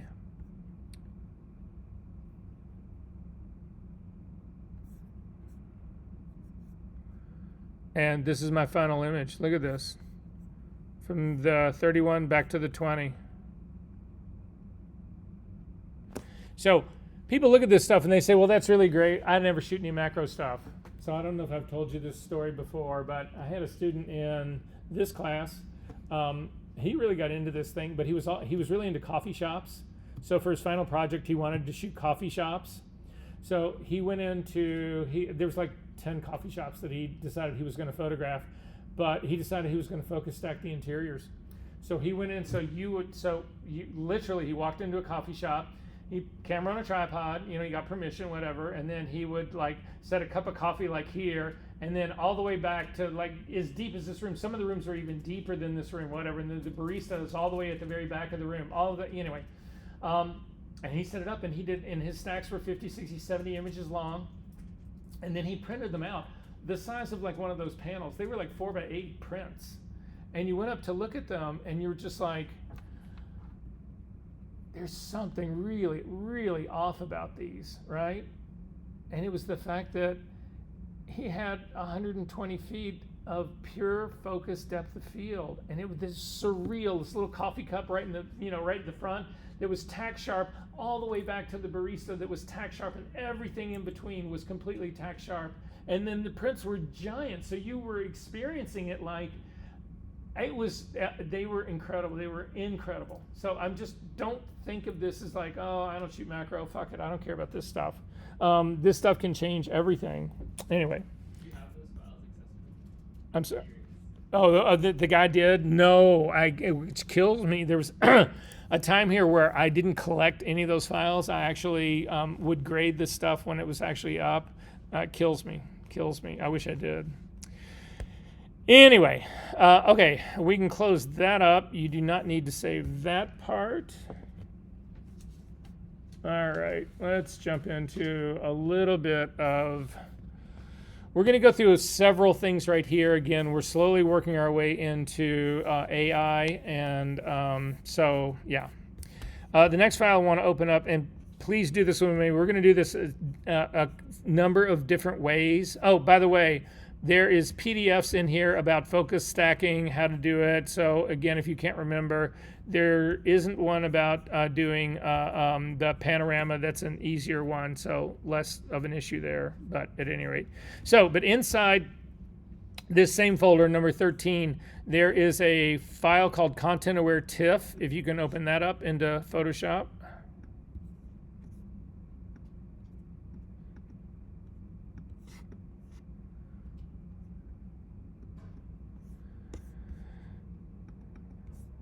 Okay, so we're going to go through different strategies here to build a background for ourselves that we could use for anything. So what I've got is, it's a relatively small res snapshot of this, which is okay. That part doesn't really matter to me too much. But I'm going to show you different strategies that we can use to do different things in here. Some of them are local. Are built into Photoshop. Some of them actually are AI that go out and involve using Adobe servers. So some of these things will not work unless you are connected online, but in our case we are right now. So we're just going to go through different strategies to look at different things and see which we think is better, which works better, blah, blah, blah, blah, blah. All right, so the first one we're going to start out is we're going to make a copy of this layer, Command J. And the first thing I'm going to do is zoom into the two guys who are in the water in the front. They're the easiest ones to sort of start with. So we're going to start with the oldest school of the methods, and then we're going to go to the most recent versions of these and see which of these that we think actually really function better. One of the things that I will tell you about is AI. As promising as it is and as amazing as it is, it doesn't always get things right. And there's some times where actually going back old school really ends up giving you better results than the latest, greatest version of it. I think if you go back to how we actually did some of our knockouts, especially the really fine hair one, I can still do that better manually using channels than I can using select subject and Adobe servers. So at any rate, I want to show you everything so that you, when something doesn't work, you can say, okay, well, I'm going to try this. And if that doesn't work, okay, well, then I'm going to try this. So we're going to kind of go through those steps of it to begin with. But I'm going to start with these two guys right here. So the first thing you want to do is you want to actually make a selection of them. I'm just going to do these one at a time. So I'm going to hit the L key to get the lasso tool, and I'm going to circle the guy that's on the left-hand side. And when you circle this, we're going to start with content aware, the original and then the latest, greatest version of it. We're going to go through both of these. So in the beginning part of this, what you have to realize is, well, here, let's do this instead. I'm going to hit Command D to deselect. Just use the quick selection tool really quick to select this guy. So I'm just going to use the quick selection tool, make my tool really small so that I can just hit his face. And it gets basically all of him. So I've got a good selection going of him. So the original version of Content Aware is still in Photoshop. To get to it, you come up to the Edit menu, down to Fill, and in the Fill drop-down menu for Contents, you pick Content Aware. Again, you would leave color adaptation on, normal blending mode 100%, and you would just click OK. And Command D to deselect. And you see the problem with this is that we made a selection of the figure, but it didn't carry out enough into the water. It left the shadow of the guy in here as well. So this is not the way that you actually want to do this. So for me, I'm going to hit Command Z to go back, Command Option Z to go all the way back. Instead, you can actually do this with the lasso tool. So I'm going to grab the lasso tool, and you're going to draw a line around him. You want to stay close. You want to include part of the area that you want to replace. So you want to include part of the water, and then that's going to work for me. Make sure that you get all of the figure, his shadow. If there was a reflection of him in here, you would want to make sure you got the reflection as well. And then again, the same trick. Up to the Edit menu, down to Fill. Content Aware is sticky. Go ahead and say OK, Command D to deselect. Now, when I look at this, I see some smudging on the sides and that kind of stuff. So, yeah, I'm not all that thrilled about that, but we'll see. We're going to actually do the next guy also using Content Aware Fill, but a different version of it. So I'm going to do the same thing. I'm going to select the other guy that's on the other side. Again, make sure that you get all the reflections of him, shadows of him. Make sure that you have part of the water selected as well. And in this case, instead of going up to the Edit Fill menu, we're going to go up to the Edit menu down to Content Aware Fill. This is a more advanced technology of this. When you do that, you're going to actually get a menu that opens up. You will get a preview. We're in a completely different workspace right now. We are not in Photoshop any longer. You'll actually see there are a set of tools on the side. If you hover over the top one, this is a regular brush. There is, it's a sampling tool brush. Then there is the lasso tool hand and the magnifying glass. But you'll also see that underneath this, there is another dialog box that's actually opened up that is a bigger preview of your image. This preview is showing you the result. This thing that's back behind it, if you click on what's behind it back here, this is showing you what Photoshop is using to actually do the Content Aware Fill. So the area that is in green, Photoshop is looking at all of that area that is underneath the green, and it's using that to actually do the fix. It's doing that, it's sampling that. The problem that we have with that is that the area that Photoshop is looking at, number one, it's got this buoy in it. The buoy is never going to help me figure out where this guy should, what should be in place of this. But also, it's really confusing because the water that is really close to us the waves are much larger. If you then look at the back and you go to the back, the waves are much smaller. So this is a horrible sampling. Again, Photoshop does this automatically, but you can change this. You can actually say, no, I want a much more precise version of this. So to do that, you have a brush. The brush that's on here starts out, you can actually make your brush larger or smaller using your bracket keys. You want to paint away all the area that you do not want Photoshop to consider. So I'm going to get rid of all of the buoy and the stuff that's in the back. I'm going to stay pretty close to him. I'm going to get rid of all the stuff in the front, which is also shitty. And then every time you do this and let go, this preview will redraw, and you'll see it has already gotten a little bit better. Not great, but a little bit. You can also extend this into areas that you want Photoshop to consider. So if you look at the very top, there's a little icon at the top with a plus on it. If you click on that plus, now your brush will allow you to paint additional areas. And you can say, oh, okay, I want you to consider more of this stuff out here. I want you to get all of that part, maybe a little bit more that's like in front of him. I want you to do that. And then again, there is a redraw that happens. You're not done yet. If you move your the control box, the place where we can paint over, again, we are looking at the results here in the preview the whole time. Over here on the other side, you can actually see that at the very top, it's showing the sampling area. If you uncheck that, the green goes away. You wouldn't ever want to do that. You can also change the color of the green so that if you were actually working on a green object and you couldn't see it, you can change this to a different color. All that is fine. Then down in the sampling options you have here, you can actually do auto, rectangular, or custom. If you click on auto, it will actually then change the way it thinks it's modifying this now for us. Did that make my preview better or worse? I'm going to go back to rectangle. Actually, the rectangle goes back to the original one. It undoes all the painting. What a pain in the ass that is. If I go to custom, then it's going to say, oh, use the sampling brush here. Way too much work. So I'm going to go back to my rectangular part. I'm going to get rid of all of the part that I didn't want it to actually look at.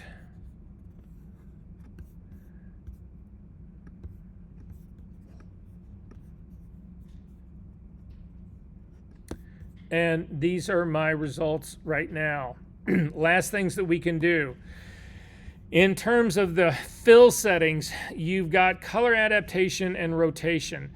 Color adaptation is the one that you want to work with. The rotation, especially if you've got lines like we've got going on right here, are not really going to help you, because what they're going to do is they're actually going to try to rotate your patch a little bit, which will then throw it off and it'll actually become more obvious. So, but the color adaptation, if you click on this, you can go, it's on by default. You can click none, and you're watching the preview right here, and that is clearly worse. Then I'm going to go back to color adaptation to default. It doesn't look bad. I'm going to go to high. That actually looks better. And then very high. And very high looks worse. So I'm going to go back to high. It's a better adaptation for me in there. I like where that's going better. And then finally, you can actually do, where is it?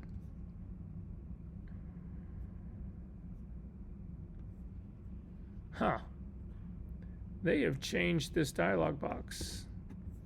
At any rate, doesn't matter. And then finally, output. You can either output to the current layer, or you could do this to a new layer. A current layer, we've already made a copy of this. It's our new version, so I'm fine with leaving it to the current layer. And then you're just going to come down and you're going to hit apply. And then OK. Command D to deselect. So that's two ways of actually going after this. I'm going to do a snapshot in history of this. Just click on the little camera that's at the very bottom. I'm going to scroll up to the top, double click on the word that says snapshot and call it content aware.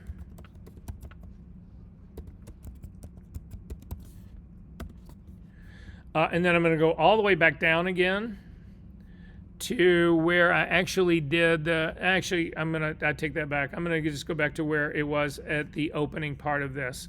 So I've got both of my images back. I'm going to go ahead and make another copy of my layer again, Command J. This is the first of the real AI tools to try in this very same scenario, and we're going to see which ones we think are better.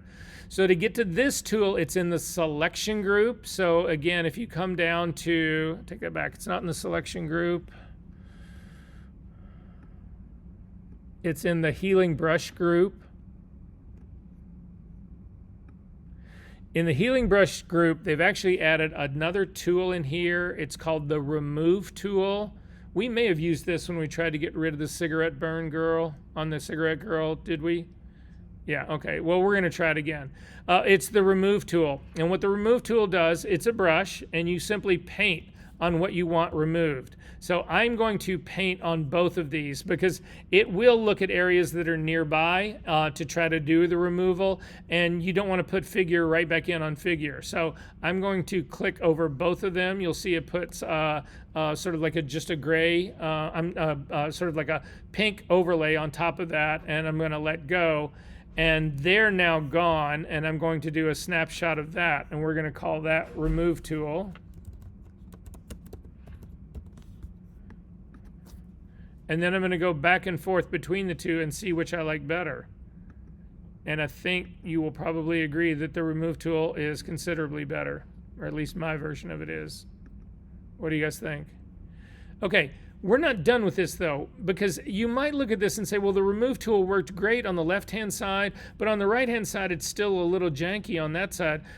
You still have all your other tools. Hit the Clone Stamp tool and say, oh, I want to change a little bit of this, so I'm just going to come over here in this area, set this as my sample point, and I'm just going to continue some of that across here to actually change it, to fix that. That all still works. Are we good on this part? Okay. Double click on the hand. We're going to actually try now a little bit more advanced stuff. I want to get rid of the island. Now I've got a lot of stuff that's really close to the island, so I'm just going to use the Remove tool to really quickly get rid of the buoy, the people in the kayak below it, and the ship that's on the horizon. We'll see. It'll be interesting to see what the Remove tool does on that one. So again, I'm going to go back to my Remove tool, and I'm going to swipe right across the boat that's on the horizon. Pretty good job there. Right across the people in the boat. That's not so good, but I'm going to leave it for the time being, and then get rid of the buoy.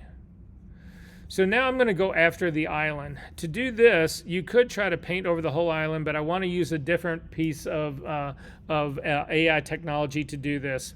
So I'm going to make a selection of the island first. I am going to use the Quick Selection tool to do that. Or actually, let's use the Object Selection tool. So it is the Quick Selection group, but go to the Object Selection. If you hover over something and you don't see any object being selected in here, well, it's analyzing the image. So it's giving me the sky. If I hover over the island, it's not giving me the island, it's giving me the ocean. And then finally, it gives me the island that's in the background. I'm going to click on this to load this as a selection. Now, it's got a lot of stuff in the middle that it didn't select, like it didn't select the houses. It didn't do any of those things. So I need this to make an entire selection of this. So the Object Selection tool is not going to work for me here. So I'm going to hit Command D to deselect. And instead, I'm going to go after the Quick Selection tool. And I'm going to bring that over here. And again, remember, your tool cannot touch the edge of, it can't touch either the sky or the sea. So I'm going to start here on this side. I'm just to start to work my way down. And it's actually selected the entire island. But you remember, I told you, you can't have a perfect selection like this. It was like when we selected the guy originally. You need to expand this. You need to have some of the sky selected and some of the sea selected. So to do that, you come up to your Select menu, down to Modify, down to Expand. And I'm going to put in 10 pixels and see what I think. And that's about the perfect selection to make to actually do this. So with this part done, we need to bring, now most of you guys have had the contextual toolbar showing your whole time. So if you don't, we need to actually find it. You need to go to your Window menu, click on the drop down, and it's down almost at the very bottom. It is the contextual taskbar. If you click on that, it will open up. This bar actually is smart. It understands that you want to do certain things in this image. It anticipates things that you could want to do in this. So when this opens up, if you click on the left side of the bar where those little series of dots are, this is what allows you to move it around. If you want to keep it always visible for you, what a lot of people do is they bring it up to the very top. So I'm bringing it up here to the very top, because what it does is it tries to actually load itself and be really close to where you are so that you can do whatever you want to do. That means it's constantly moving all over the place. It doesn't stay in one place unless you fix it. So if you take it up to the top menu, which is where I'm going to put mine, and then come to the other side. There's a little 3 dots that are sitting here. You can click on those little 3 dots. You will get a drop-down menu, and you can click on pin the bar position here, and now it will stay there. You can pin it anywhere. You can pin it in the middle of your image. You can pin it on the side. Wherever you want to put it, you can put it. You'll notice that in the top we have generative fill, we've got remove, and then we've got deselect. Now the reason deselect is showing up here is because we've got a selection going. The reason that we've got generative fill here and remove here is that we could either get rid of it by using the remove, or we could replace it using generative fill. So I'm going to try it first using the remove tool, so the remove button. So again, this is now all AI. So I'm going to click on this and just sort of see what happens. And you're going to see it's going to go through it. The remove does not use generative credits. And this is what the version of my image looks like. So I'm going to do a snapshot of this, and I'm going to call this generative remove.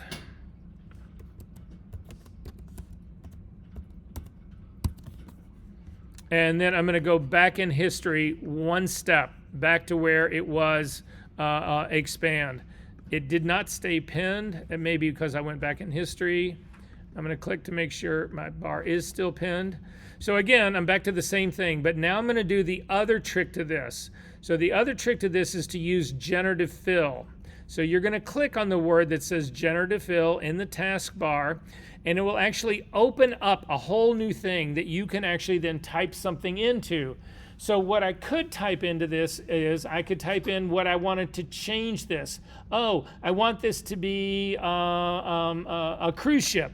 Or I want this to be, I don't know, something, whatever else. We'll try a couple of versions of this. But if you don't type anything in here and you simply click on the generate button, it is actually going to go through this again, and it is going to give us 3 options for us to actually look at. So this takes longer than just the remove tool, because this now is giving us options that we can then look at. If you come over to your properties panel, you'll see that there's 3 options that sit down here at the bottom. If you click on the first option, this is the one that we are looking at right now.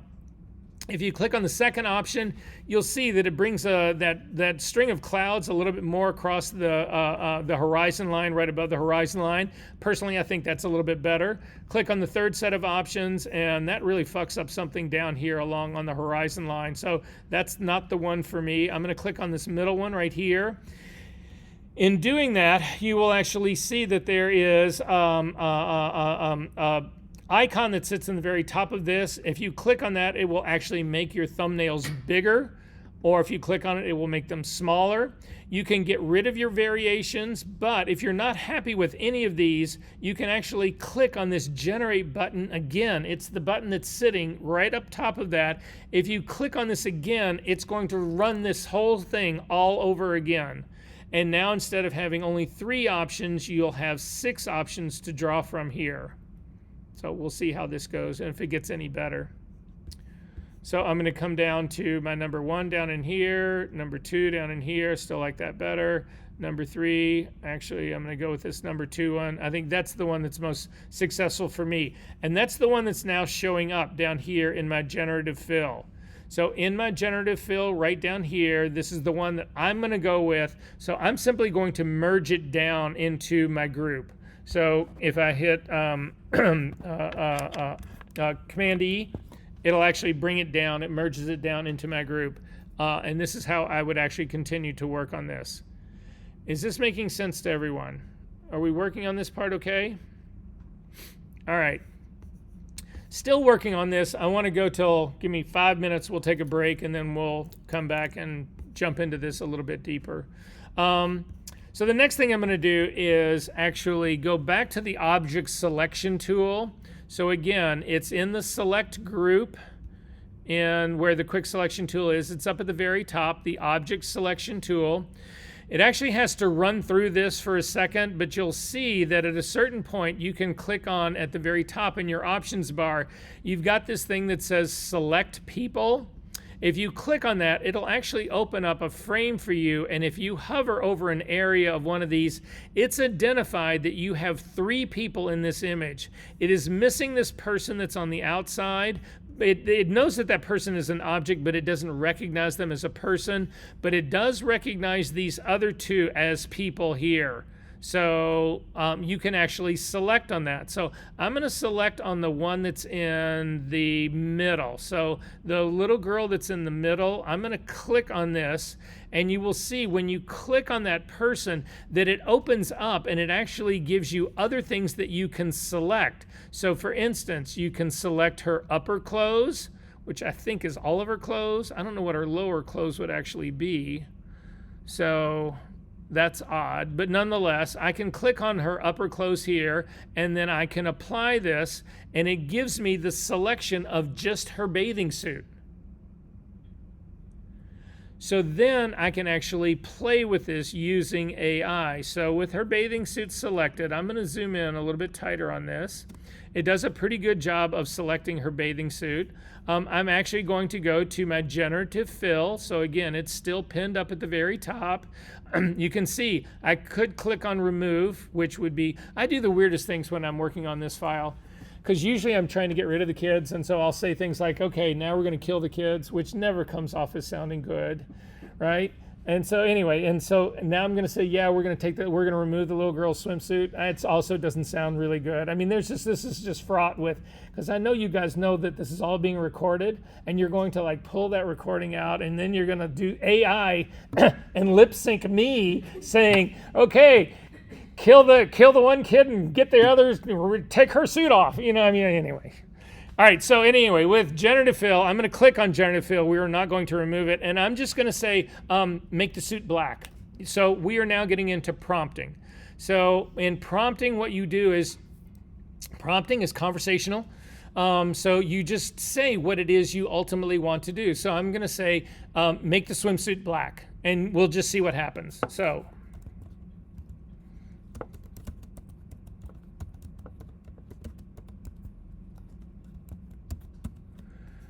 make the swimsuit black, and then hit generate.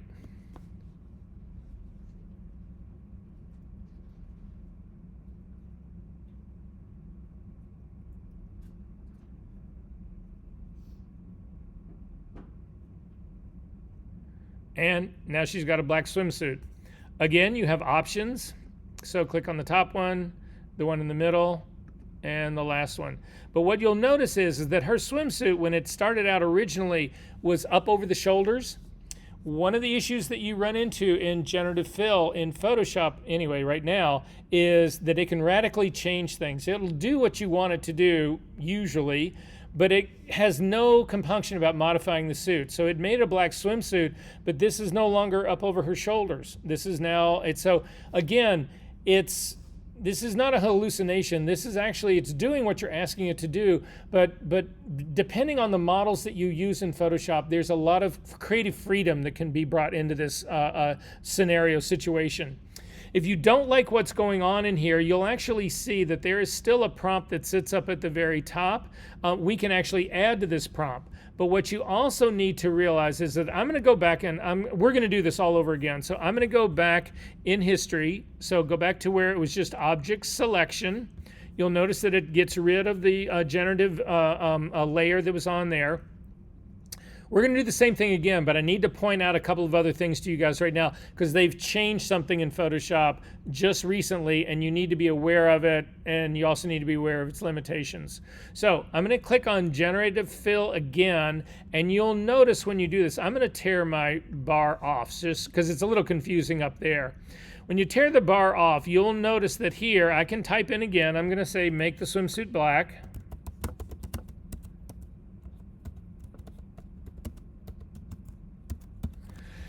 But you'll notice this right here. Before we hit the generate bar, there is a drop-down menu right here. There's this right now, there's an FI sitting right here. If you click on that FI, you will get a flyout menu. What Photoshop has now done is that they've actually partnered up with third-party AI models. So right now, Firefly, these are Photoshop's models. Adobe built these. So you've got Photoshop Firefly image number 3 right now is the most advanced, almost. If we go into beta, there are 2 more models that they've added, but they're in beta. But the latest model that is in a release other than a beta is Firefly image number 3. There's an older image this was the very first one they did, was Firefly number 1. But they've added 2 new ones now. They've added Flux and they've added Gemini. How many people in here have heard of Nana Banana? Nana Banana is now Nana Banana is Google's AI model, AI image model. We're going to take a look at that in just a little bit. They have now built these into Photoshop. The problem with these is that even with just using Photoshop's Firefly, there is a credit system. You only have a certain number of credits that you get every month. So it's how many iterations of generative fill do you use? Because basically all of this stuff has got to go up to Adobe servers.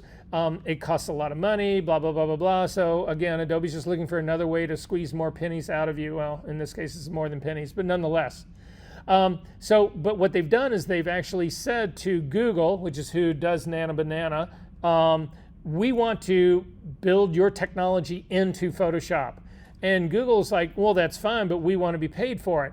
And so there is a whole new credit system to use these other models. Flux is another AI model that's actually built on Stable Diffusion, a completely different company.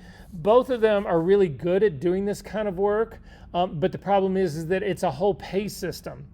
Unfortunately, the system that you guys are on and that I'm on as well, here, let's just try one. If you come down and pick Nana Banana to do this, you'll actually see it puts a little G in there, it looks just like Google, and then hit generate.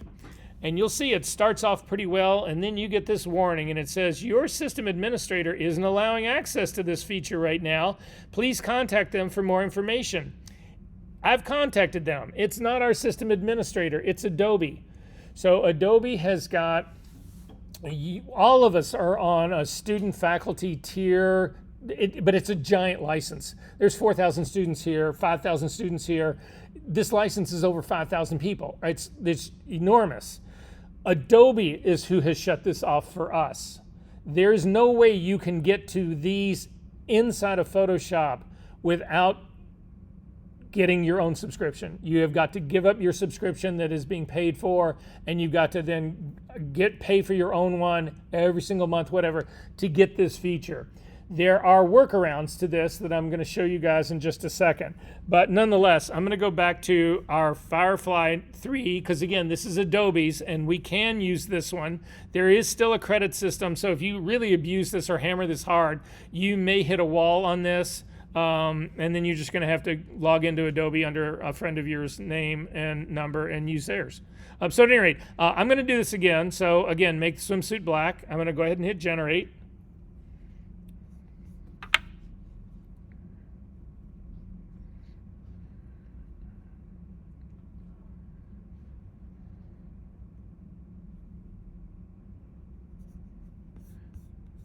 And again, you can see it gives me completely different options on here. If you turn off this generative fill layer and just take a look at this, I want to make sure that it hasn't distorted anything else. It is doing just the swimsuit, although it's a little tight on her. And this actually looks like probably, I guess, the best one that I would go for. Whenever you do this, guys, you have got to look for anomalies that show up. Weird things will happen. Like you'll say, make the swimsuit black, and all of a sudden the little girl right next to her's fingers will get all distorted. I mean, weird shit can happen. So I just wanted everybody to sort of be aware of that. But are there any questions about this whole generative fill that's actually inside of Photoshop right now? Okay, let's take a quick break, guys. It's 5 minutes after 4, make it a hard 10, be back at quarter after. I want to show you some workarounds to all of this. So when you get back, we'll jump into that and then we'll be done.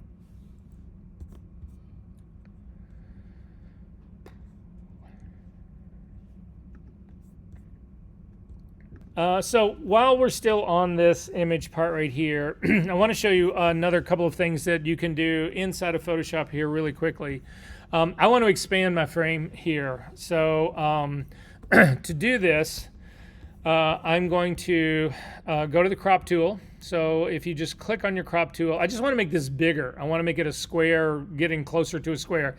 If you click on the crop tool, you'll actually notice that you have crop controls on the side. They're very hard to see, but they're there. They're little handles.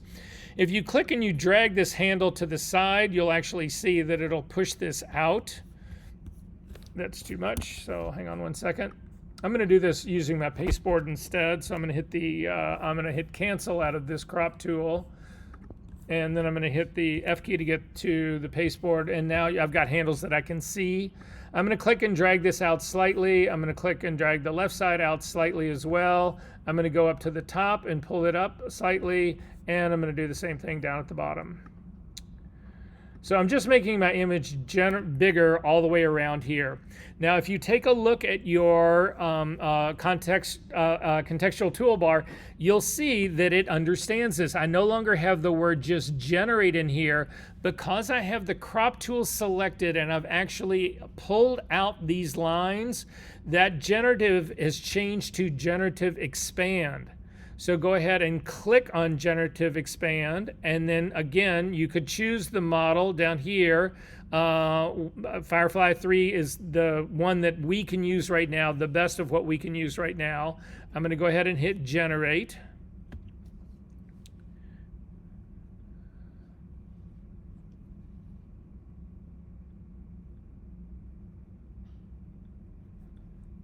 And I have 3 options. So again, I'm going to look at my 3 options up at the top.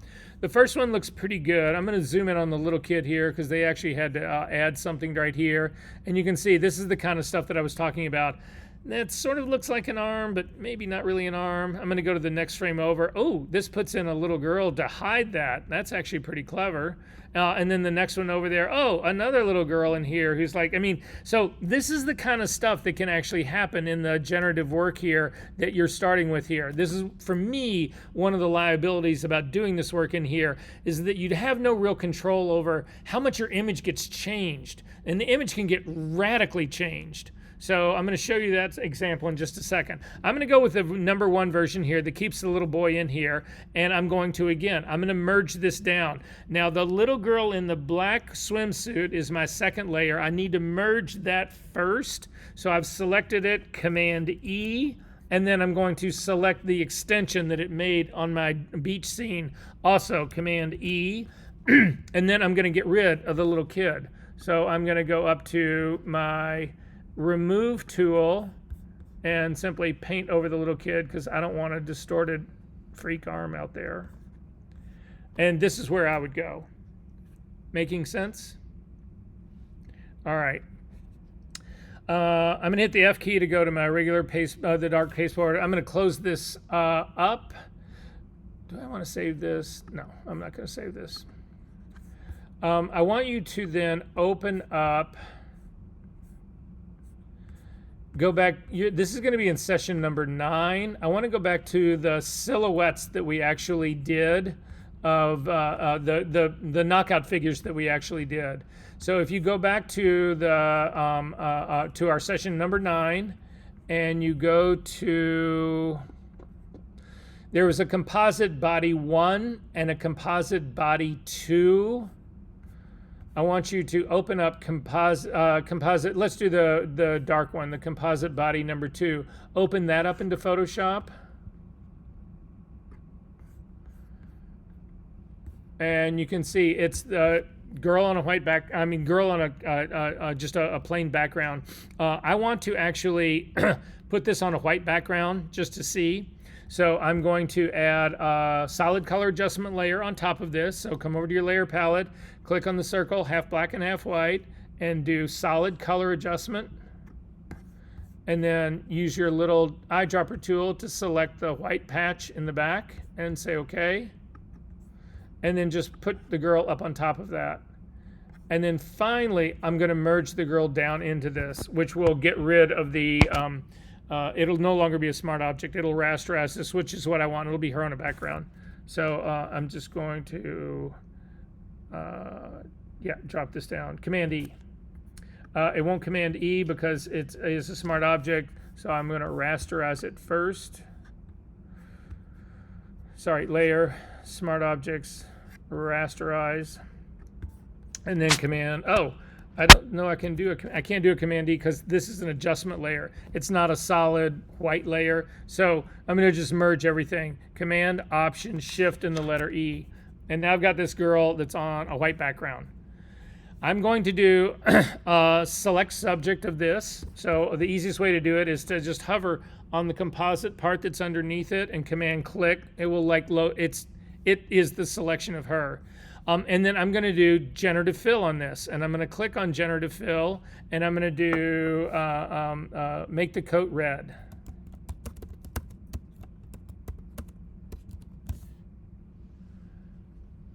And generate.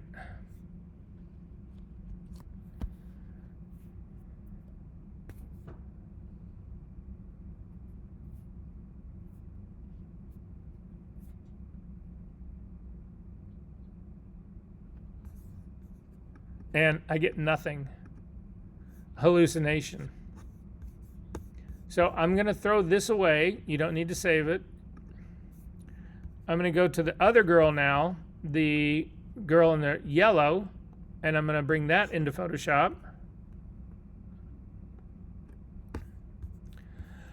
And then here, I'm not going to do any of this other stuff to this. I am going to rasterize it because I don't know if I'll run into a problem if I don't. So I'm just going to, again, come up to the layer menu, down to Smart Objects, down to rasterize.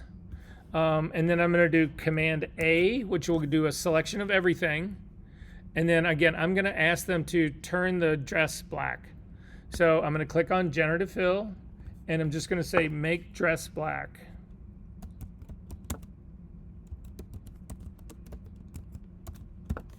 And hit generate.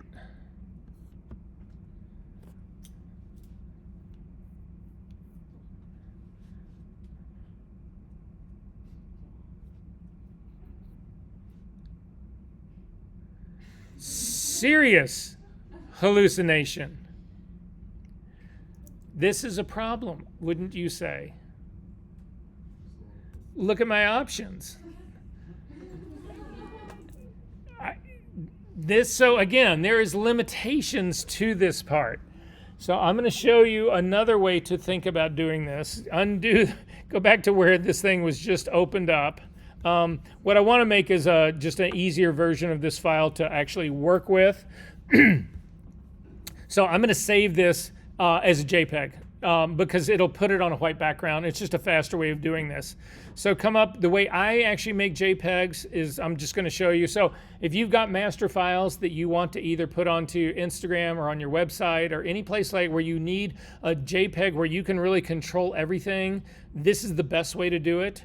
So right now, you'll see that this file is in an OBRGB file. If you come up to your file menu and you come down to export and then down to save for web, they've finally taken this off. They used to have legacy right next to this thing. It's been around forever. It used to be the default if you were to do an export. Now PNG is the default, but PNG will allow me to actually keep this transparency. I don't want to do that. So I'm going to do save for web. A dialog box will open up. If you click on the original, it doesn't really help you a lot. If you click on optimize, it also doesn't help you a lot. You want to click on this 4 up. This will show you different versions of what your image will actually look like. Now, right now, we can't see anything because it's the top left-hand corner of this image, but you have a hand that's on top of this. If you click your hand and start to push this over, you can actually get the girl centered into this. Then in the drop-down menu on the right-hand side, you want to typically the very first time you open this up, it opens up as a GIF. You do not want that. You actually want to do it as a JPEG. So click on the drop-down menu and pick JPEG. Then depending on what you have set up, you will see there's a little blue line around this second image. The original one will always stay as the original, but this is the little blue line around the second one. And you can see it's got a quality of 100 underneath it. It'll also give you the size that that this file will be. So this is gonna, if I save this, it'll be a 1.24, basically one and a quarter megabytes. This will also tell you how long that will take to upload if you're on a modem that's actually using 56.6 kilobytes per second. Right next to it, you'll actually see they'll cut that in half. This is what a quality of 50 will look like, and then half again. This is what a quality of 25 will look like. You can change these values. If you use the drop-down menu and say bring this down to very high, it will only change this one that's right in that's got the lines around it. So this now went from a quality of 100 to a quality of 80, but you'll see it cut the size of my file in half. But at any rate, we can go back. You can also play with the little slider here to actually go to get it in the middle.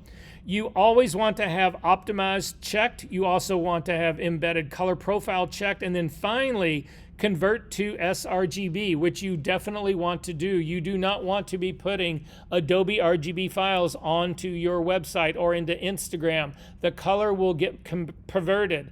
All browsers expect an sRGB color space. So this does all of that work for you. If the image was still too big resolution-wise, you can actually change the resolution. You can resize your image right down here. So all of this exists in this box. I'm going to simply hit the save button here. I'm going to go back to my 100 for my quality. And then I'm just going to hit the save button. And it's going to say, where do you want to save this guy? And I'm going to throw this into my, not into my Nano Banana folder. I'm just going to do it onto my TOS drive. You can close this thing up now. And you will see that it actually has been saved wherever you put it. So mine was in my TOS folder. And it's sitting right here. And you can see it is now this girl. It's a JPEG, and it's not that you have to do JPEGs. The thing I'm going to show you, because I am actually going to show you Nano Banana right now. So to get to Nano Banana right now, go to a browser. It all happens inside of a browser. So most of you have Google accounts. Is that true? Yeah, most of you probably should have. You log into, when you're in Chrome or whatever, you log into Google, you always get that message. If you don't have that, sign up for one. If you get, if I don't think a dialog box will open up, but it might. Anyway, inside a browser, you are going to type in this address. So I'm going to do a brand new window. You're going to type in AI Studio, all no spaces, one word. AI Studio, studio.google.com. So take a look at my screen right here. This is where we're going to go, and say okay to that. And you should see something that looks like this. It may look closer to this, actually. Does everybody have this? Anybody not have this?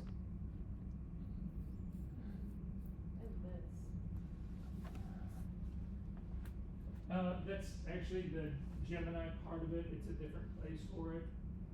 So that's interesting right here. See what happens when you click on Get Started. And there you go. Okay, does everybody else have this though? No? Yes? You want this. Okay. We're going to change a couple things in here first. You'll see that there are three different, they call these models. There are three different systems of AI. All three of them are done by Google, but some do better things at one thing and some do better things at other things. And so anyway, that's what's going on here. By the way, this is also referred to as Gemini as well. So that's the Nano Banana. Nano Banana was the working name for the project when they were developing it. They now call it Gemini, but everybody still calls it Nano Banana. So anyway, we're going to click on Nano Banana, and it's going to say, okay, we're ready to chat. However, before you do that, come up to the top all the way on the right-hand side. You'll see that there's a little set of, it's like a little set of icon with three little lines in it. You want to click on that. When you click on this, you don't really care about the stuff that's at the top. You don't care about the AIP. You don't care about the instructions. What you care about is temperature. So if you hover over temperature, you'll actually see, you'll get a little flyout window and it says creativity is allowed in your responses. Well, the thing that just happened to us in Photoshop, when it not only made the dress black but completely changed the girl, that is creative freedom. That is a creative response. In Nano Banana, you can shut that off. It's not a complete thing, but it'll actually help you out. Because typically the work that we're trying to do in here is something that's very specific and something that we can build on. That's what we're trying to do here. So you want to take your temperature here from 1 all the way down to 0. There's really nothing else in here you can do that matters. You can do aspect ratios, but typically we are going to load an image to work on this. The aspect ratios work well if you're just building an image from a prompt, which we're going to look at in just a second. But I want to show you the same thing that's going to happen in the last one that we just did. So you can actually load images here in Nano Banana and then actually impact those images. Or you can actually put those images into scenes. So we're going to do all of that right now. To get the image in to begin with, if you look down at the very bottom of your screen where it says this is where this is where you're supposed to put a prompt in here. We'll also look at prompting the way I think you should be thinking about prompting. But at any rate, down here there's a little plus that's right next to the run box. Can everybody find that? Click on the plus, and then a thing will open, a menu will open up and say, I want to upload a file.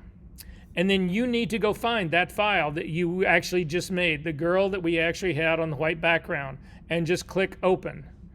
And you'll see she's actually loaded up in here. You can load, as near as I can tell now, there's no limit on size and there's no limit on format. So I think you can load a really big Photoshop file in here. I don't know if a layer Photoshop file, that can get wonky. Again, I haven't tried this out forever, but this is how this is going to work here. So at any rate, I'm going to do the same prompt that we've been doing up at the very top. I'm going to click on it where it says start typing your prompt. I'm going to say make the dress black. Or I'm going to actually, the more specific, the better. I'm going to say make the yellow dress black.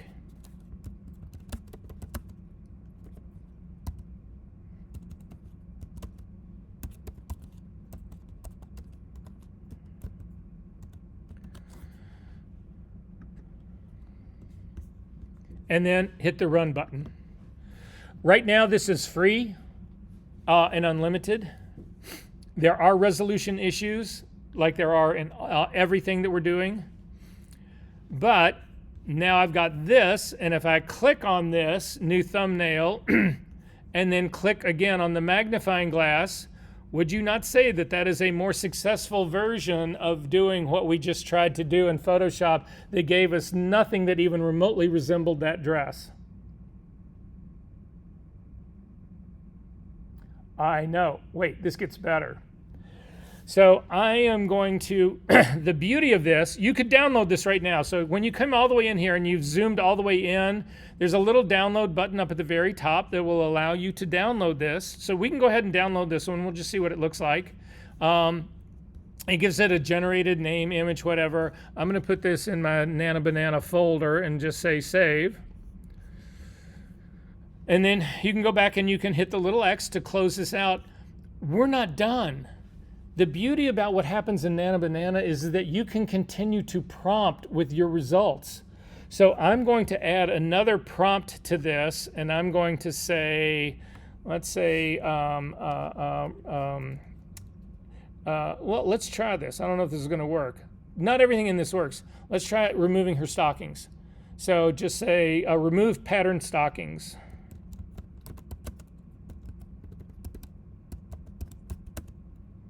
And obviously I don't know how to spell patterned.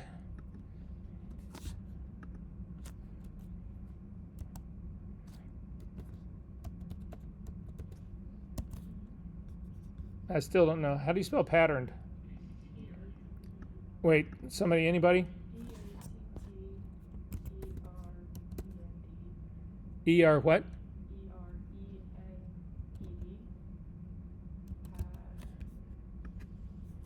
Didn't like that. Thank you. And hit run.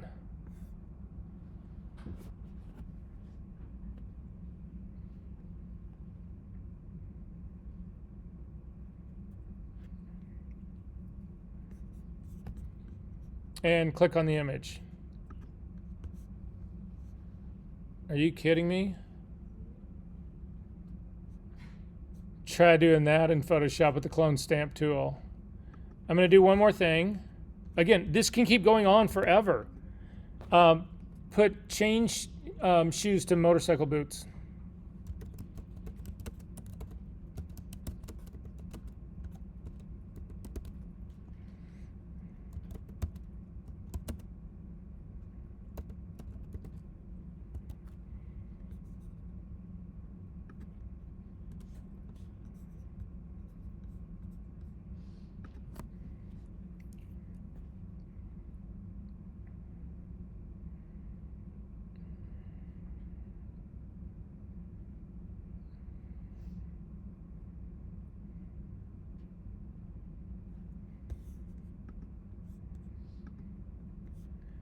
This is so far beyond what's happening in Photoshop right now. It's exactly why Photoshop is trying to build this into Photoshop right now.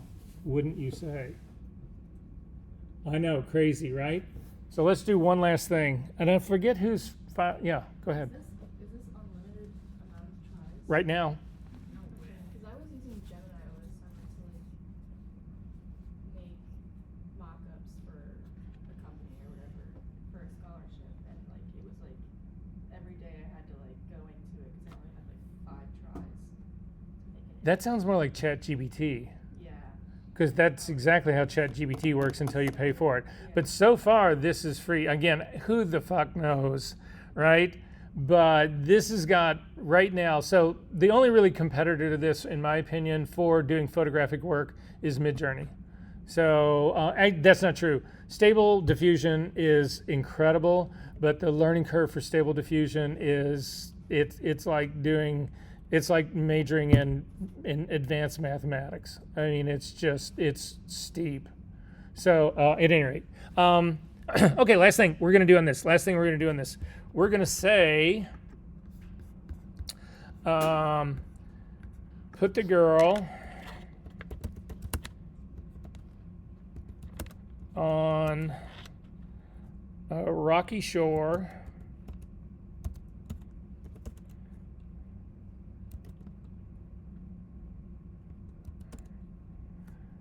with the ocean behind, with big waves and a sunny day.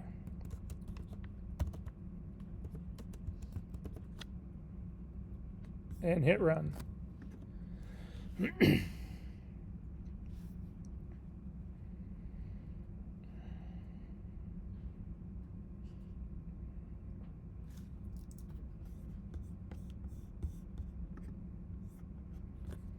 Makes all that comp work that you guys did with me look silly, doesn't it? Let's go ahead and work with this one for a little bit. So go ahead and click on it, and to bring it up big, and then you'll have your download button, and go ahead and click on the download button and actually save this. And then click on the little folder on the top drop where you saved it to go to the folder where it is, and we're going to open this up into Photoshop.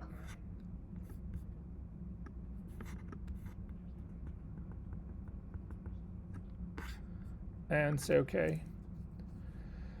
So if we open this thing up, you can see that it actually has created a pretty fair shadow for her on that. And one of the things that I've found out about this, or I've always thought about this, is that if you're struggling with how to figure out shadows, this is a great way to actually do it. So, and then you would just go in and recreate this shadow. You can actually make a selection of that area, whatever. I mean, it just gives you the clues about how AI thinks the shadow should look. I don't know that this is 1,000% correct, but it's not too far off.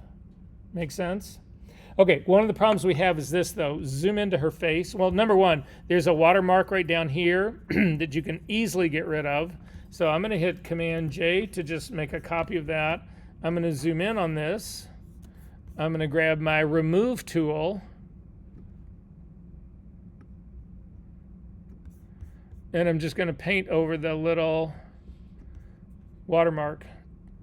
That's how much that again, for what that's worth. But if you zoom in and take a look at her face, this is where things start to fall apart. And you can see that face is soft. There's just no getting around that. There just isn't. If you actually open up the image that you just made of this, So click on your file menu, come down to open recent, and you can open up the,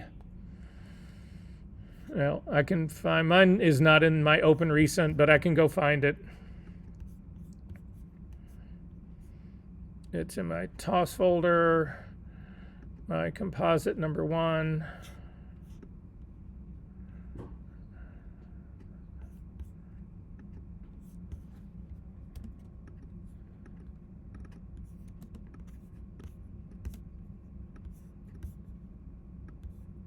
Houston, we have a problem, right? And this is the problem with all AI right now. So I can't really give you ways to completely get around this. I'm going to show you a strategy that I have if we have time to do it. But first, I want to show you how to fix a couple of things in here. So, but realize every AI is doing this sort of, again, they're making your files really small resolution because it takes so much power to process these things. So for right now, the way I see this is that they're going to try and get everybody hooked on AI, and then they're going to actually come out with the truth, right? And just say, okay, this is what it's going to take. All right, so how can we actually make this at least a higher res image? And there's 2 strategies to doing this.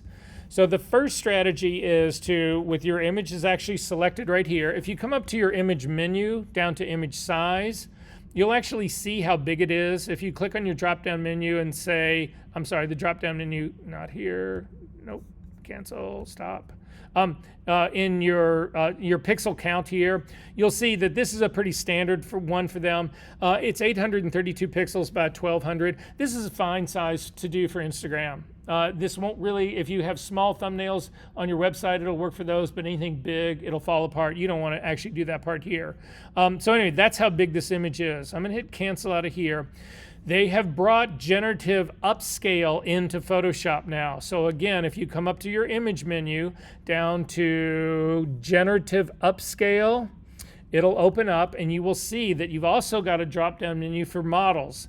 Firefly upscaler is there, but you've also got Topaz, and in the latest model of this, you don't only get Topaz, but you also get Flux and Nana Banana as upscalers. But if you click on Topaz Gigapixel here and just say, how much do you want to upscale here? I'm going to say, well, I want it to be 4 times bigger, and hit upscale. Same warning comes up. It's a third party. Third party is not supported for us. So instead, what I'm going to do is I'm going to come back into my mode right now, back up to image, generative upscale. We're going to use Firefly, which is Photoshop's. I'm also going to do a 4x upscale. This is going to take it up to 33,000 by 5,000, so 3,000 by 5,000 pixels as opposed to 800 by 1,200.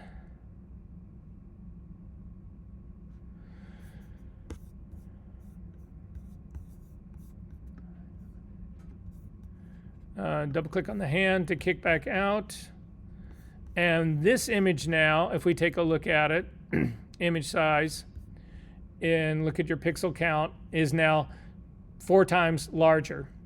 So in terms of zooming in on this you can buy a whole lot more in this space right here. Does that make sense, everyone? Okay, but one of the things to think about this is that you need to remember in this. So this just did a generative upscale on that. I've still got my regular PNG right here. We're going to do a different version of this. That actually uses generative artificial intelligence to do it. Photoshop has a local version of this, so I'm going to park this off to the side for just 1 second. Make sure I don't have another file open. No, I've just got the 2. This is the original one that's really, shitty looking. So again, if I open up this other one that's right next to it and get them up close to size,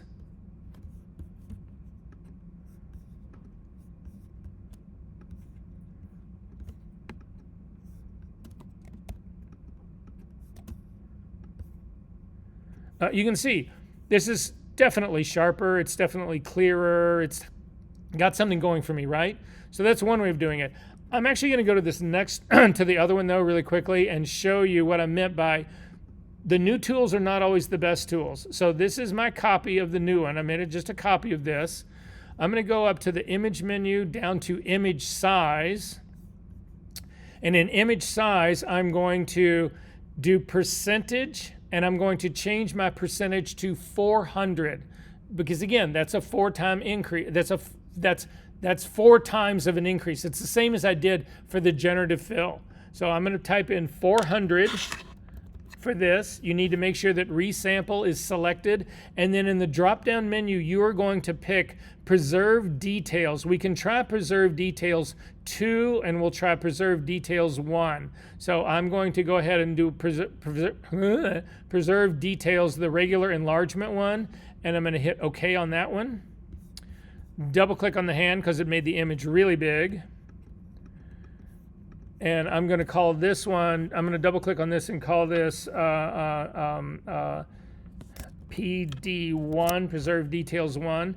I'm going to make another copy of my original layer, the unsharpened one that was actually brought up. Actually, they were both brought up that way. So let's do this. I'm going to make a duplicate of this file. So up to the image menu, down to duplicate file.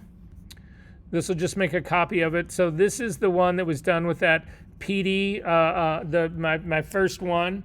I'm going to go back to my original image, and I'm going to go back in size before I actually did any of the image sizing on this. And then I'm going to do the second version of upscale that is in that same image size dialog box. So up to the image menu, down to image size. And this time we're going to pick the Preserve Details version 2.0 and say OK to that. Oh, I didn't change anything. Command Z to undo that. Back to the remove tool. Image size. The Preserve 2, and then again 400%. And say OK.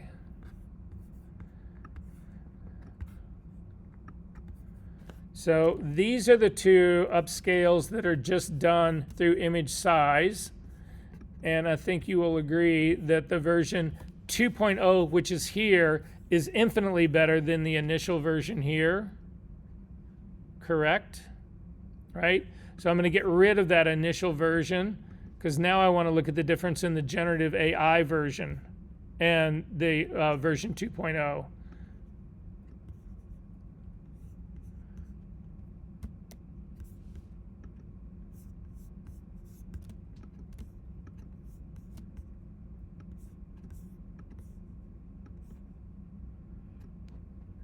Well, the generative AI one is clearly better in my mind.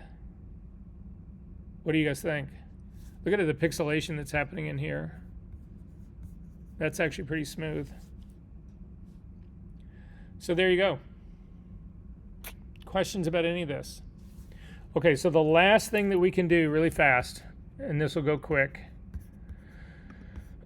When you think about doing prompting, because this is all about being able to bring images in, which so product photographers are going crazy over this. They can shoot a picture of their product. And there's a really famous, somebody shoot me an email, I'll send you a link to a thing on f-stoppers where a guy talks about the doom of all photography, which it's kind of sad. But anyway, but he actually shot, he has a company that sells hot sauce.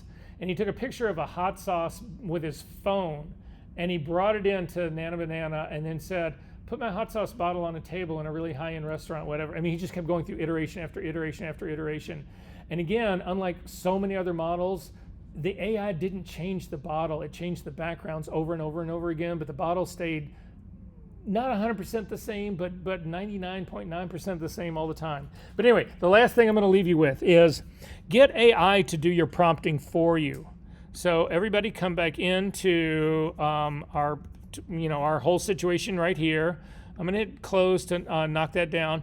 To start a whole new session here, which is what we want to do, go up to the very top and click on the little three dots that are up at the very top and say, I want to do a new chat. And it's going to say, okay, well, we're going to discard this thing and continue. And I'll say, sure, go ahead. And I'm going to click on Nana Banana again. Now, Google has its own Gemini, also a place where you can just enter text and talk about that. But I also use ChatGPT quite a bit. And so that's what I'm going to ask. Well, if you can't get into chat, is everybody here? Let's just look at it. Hit Command N to bring up a new dialog box and type in ChatGPT. And then just hit the return key. If it asks you to log in and do a whole bunch of stuff about that, don't do that part right now because we don't have time. We've only got 9 minutes left on this. But what I want you to do is use the AI to generate the prompt for you. So for instance, I want the most realistic little Italian village that it can make for me. So I'm going to say create a AI prompt PROMPT of PR. So have I told you guys I spell on the level of a 6th grader about? No, it's true. My spelling is horrible, and I do crosswords every day. Yeah, torture myself. A prompt of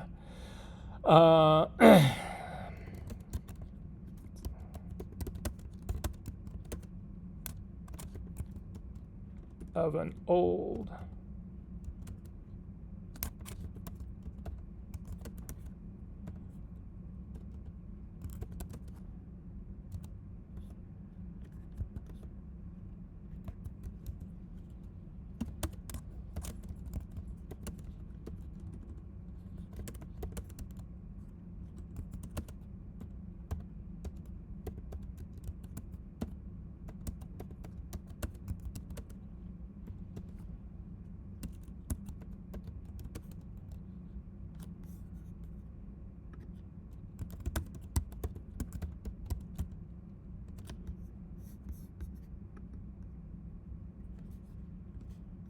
All right, create an AI prompt of the center of an old Italian village square. I want it as photorealistic and detailed as possible. Not a lot.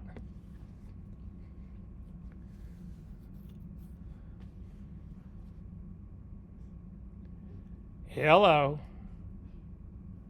All right, so then I'm going to copy this.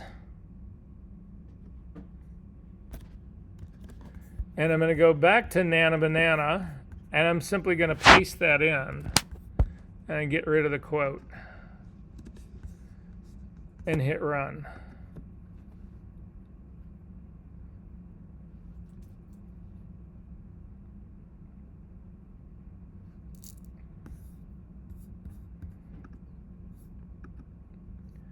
And hello.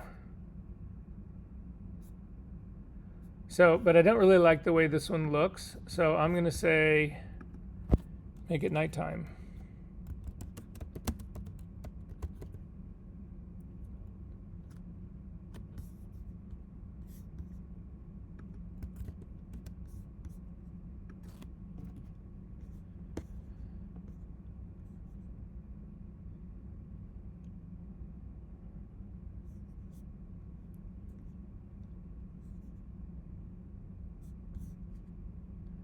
And I'm going to click on that and say, okay, I like this. So I'm going to make it large.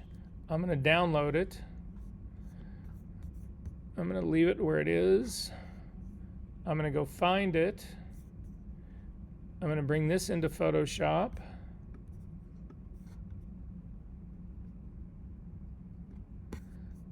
And say, okay. And then before I do anything here, I'm going to increase this by 4 times. So image menu, generative upscale, Firefly, 4 times, upscale.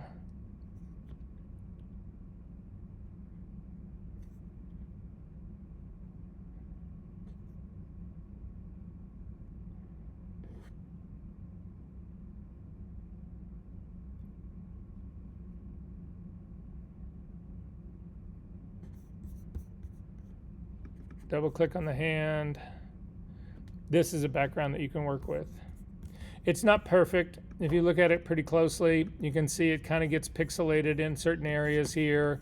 This always happens with brick. I don't know why. There's a lot of texture in here that I'm not sure should really be in there.